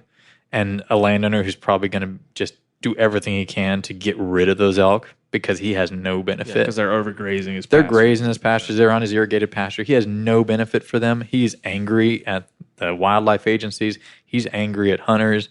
He hates the whole system, and everybody's mad. Probably hates the government, hates regulation. Yeah. That's generally versus is it a zero or is it an acceptable thing to have 20,000? And isn't that person paying $20,000 for a hunt? Aren't they a hunter too? I mean, there's certainly people who have a lot of financial resources, but maybe they're also somebody who just saved up for 10 years and said, I'm going to do this. There's a lot of that. And you're right. And I think I came to this place. I came to Berkeley especially to challenge my own perspectives on things. And I think that's what you just said there is a very important thing for all hunters, especially those of us who celebrate access in public lands so much, is to understand like what's the proper cultural significance of each thing. What's the proper mix in our culture? Just shared ideas. How do we make sure that we're holding up the things that are important, but understanding that there are other things that also contribute? And how do we balance those things in a way that makes sense? How do we not overemphasize public lands in how we talk and how we communicate to each other in our community? How do we emphasize each type of land use, each type land ownership, and how do we just make sure that we understand all those things together and the big ridiculous tapestry that this is. Like I said earlier, you can't talk about these things in a monolith. There isn't public lands and private lands. It's impossible. But I came here to kind of like, I want to highlight that. I want to make sure everybody understands that while public lands are as American to me as apple pie. I don't really like apple pie, but people seem to like it, so that's fine. but I also understand the need for balance and the need to examine every type of land use and every type of land. Yeah. And so hopefully folks can do that. And increase opportunities and build relationships and increase these coalitions where we have common ground. And I think ranchers are solidly in the side of maintaining these landscapes, which is a saying solidly where hunters are too. And I think these sort of wedge issues that drive us apart when we really at the core, if we can get past those sort of things that are dividing us, we can probably make a lot more progress. Yeah. And I will tell you that I often say things I like and don't like on this podcast. I don't really like apple pie. I just want to put that out there for everybody. So if you think that's weird, deal with it. I'm more of a cheesecake fan myself. That's what I'm saying. That's right. Brownies. I like brownies, cheesecakes, apple pies. I'm not really there. Depending on the type of filling, right? It could be. But also, I don't like peas. And I've had a lot of people who are like pea farmers be like, "Well, come hunt my pea farm. There's deer walking around everywhere." Right. So maybe I'll do that. I'm trying to balance my perspective. Yeah. Get a little nuance into it. But anyway, apple pie. If you put ice cream on it, it's fine. Like it's just fine. But it's just okay. It's not great. And bald eagles also, they're okay. Not great. They're okay. They're not great. If you've been around them, they're like go to Prince of Wales and Alaska, and they're like buzzards flying around. Right. They're not real great. I don't know why I did that. What a horrible place to be. Go watch a bunch of buzzard-like eagles flying over your head. Yeah. The wild turkey's better than the eagle, I feel. So I just want to put that all out there. But I don't know where I was going with any of that, other than to say that I think hopefully people can listen to this and really think about, as hunters, we get different opportunities, right? Different opportunities to go and use different types of land that have different types of ownership. Some we all own together. Some we don't. Yeah. Some we have to pay to get access to. Some no one can get access to because someone bought it for their own reasons. So just understand all those things, and I'll make sure everybody has access to this paper because there's a lot of numbers and a lot of words, but there's a lot of really impactful stuff. It's good information. It shows the impact of the hunting community from an angle that generally has been thought of as a black box, where people didn't know how much money are we talking about nationwide. And we've put together the best data sets we can to get the best numbers we can on that. And I look forward to doing an update with what we're doing. We're carrying on with this work and seeing how policies now are impacting this stuff. So I'm looking forward to. So when's that policy work gonna? It's ongoing. You see this map on my screen right here. I got several. I started pulling all these different maps got together. Giant screen. I love big screens. I once met a lawyer who said he had a really great pen, and he said, I'm a lawyer, so I have a really nice. This is the tool of my trade. It's a pen. So I feel like I work on the computer all day, and this is the tool of my trade. Let's see. Where is the? These I might have to maps? if I get a screen that big, it'll make me look smarter. There you go. That's another good reason. So we're looking at all these different programs and seeing how we're going to be presenting this in Bozeman, and we're going to do a work. This is a draft working paper for Bozeman PERC conference they're holding in July, I think 27th through 29th or so. And we'll be talking about how these different policies interact. So covering everything from public access programs. There's a lot of mentorship and hunting programs that we're covering. We're going to see we're about at this point, we're at the cusp of being able to pull all these big data sets together and seeing what is interacting between these different programs. Are states with good public access programs for private land also doing cost share programs? Are they also doing property tax exemptions for conservation? Like what are the unintended consequences of some of these things? And how do they interact? And what one of my undergraduates mentioned she had studied, and I was like, well, what do you think is happening here? She says, well, it seems like it sort of reminds me of this class. I read this stuff about, she called it, I want to look it up, federalism. There was different types of federalism. Compensatory federalism versus cooperative federalism and iterative federalism. And the idea was that states and sometimes in our system, they can really take on a lead on something when they see a gap from the federal government happening. Yeah. And so then the federal government might take lead from some of the states that are doing something innovative. So we found some really interesting programs. Like Indiana's got this program called Apple, which it combines public access, habitat, and cost share. I think it combines all these things together. It seems really innovative. I mean, we're going to highlight a few of these in this paper that'll come out for PERC, this working paper, and then we're hoping to present it over with Congressional Sportsmen's Foundation coming up in November. So look forward to giving you an update after we if you're coming get to some more Bozeman, I'll come and cheer you on. We should get a coffee together. Am I allowed to cheer while you're presenting this information? Please do. That's the best. Yeah, I'll be like your hype man. I'll be up there like, yeah, federalism. Yeah, bring it. All right, Luke. Well, I appreciate it. I'm off now to go find a vegan and an animal rights. I look forward to hearing that. That's going to be those podcasts. It's going to be fun. But like I said, this is as much to me like to find ways to challenge my ideas on land. This is it. In the same ways, I'll hope those folks can challenge me on some of my things of killing and eating. I look forward to hearing about it. Yeah. All right. Thanks, bro. Thank you. Take care. Thanks, Luke. Bye. I guess I grew up on an older road. That's it. That's all. Another episode of the Hunting Collective is in the books. Thank you to Luke McCauley. Thank you to our little roundtable there in the beginning, including Stephen Ranella, Mark Kenyon, Sam Lundgren, and Phil, the engineer. Great conversation. I don't want to get into a bunch of sales pitches at the end of the show here this week, and we're not going to have any listener feedback. Just want to address this issue, and because I know this podcast isn't going to solve some of the angst out there about public lands and the public land movement and the identity of the Western hunter and some of the Midwest and the East, feeling a little angst and anger towards some of the focus in our community and our culture on these things. But what I will say is that it'd definitely be our ruination if we allow this to kind of sever the bonds that both public lands and private lands bring to our community. So for those of you that are listen to this and you're in North Carolina or you're in Maryland or you're in Florida or you're in Georgia or you're in South Carolina or you're in Iowa, you're in one of these states where you feel like maybe a little bit left out of the conversation. Maybe the conversation's changed since you came into hunting. Maybe the energy is in places where you don't reside. Write in and let us know that, and we'll have these conversations. We'll have both the difficult conversations where we agree and disagree, and we will have conversation about how we get better. And that's why I went and talked to Luke McCauley and wanted to learn more about what leasing and private land ownership really means to economically, socially, conservation-wise for our country.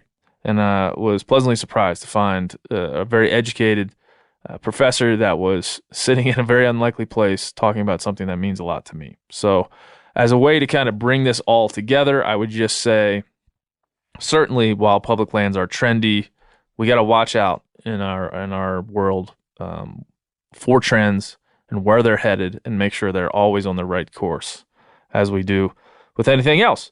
So thank you for listening. We'll take you out with old number 7, and we'll see you next week on the Hunting Club. Bye. Tennessee whiskey got me drinking in heaven, and I know I can't stay here too long, 'cause I can't go a week without doing wrong. Without doing wrong. Drinking without doing wrong. Without doing wrong. Drinking in heaven.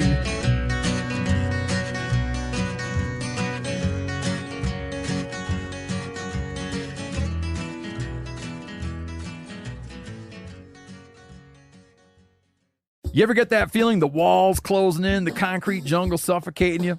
You crave some wide open spaces, the chance to connect with nature, maybe in a spot all your own. Well, head over to land.com.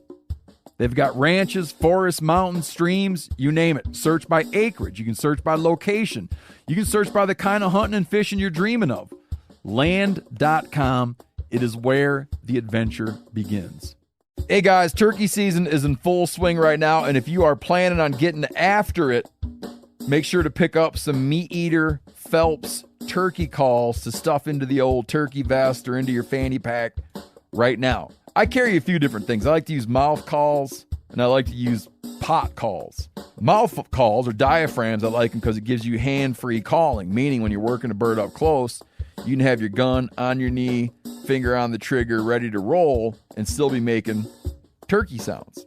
I like pot calls because I just like pot calls. I enjoy calling with a pot call. Whatever direction you go, including a box call, which I don't personally use too much, but they're fun and great, and I started out with them. Yanni, on the other hand, one of my main turkey hunting buddies, he loves box calls. And what's funny is I'll now and then look to him and give him the look that means get out your box call and find us a turkey. So it's not that I don't like him. I just have Yanni use his. Then I don't have to carry it. Go to Phelps Game Calls. Get calls that are made in the USA and get calls that'll get them close. Find yours at phelpsgamecalls.com today.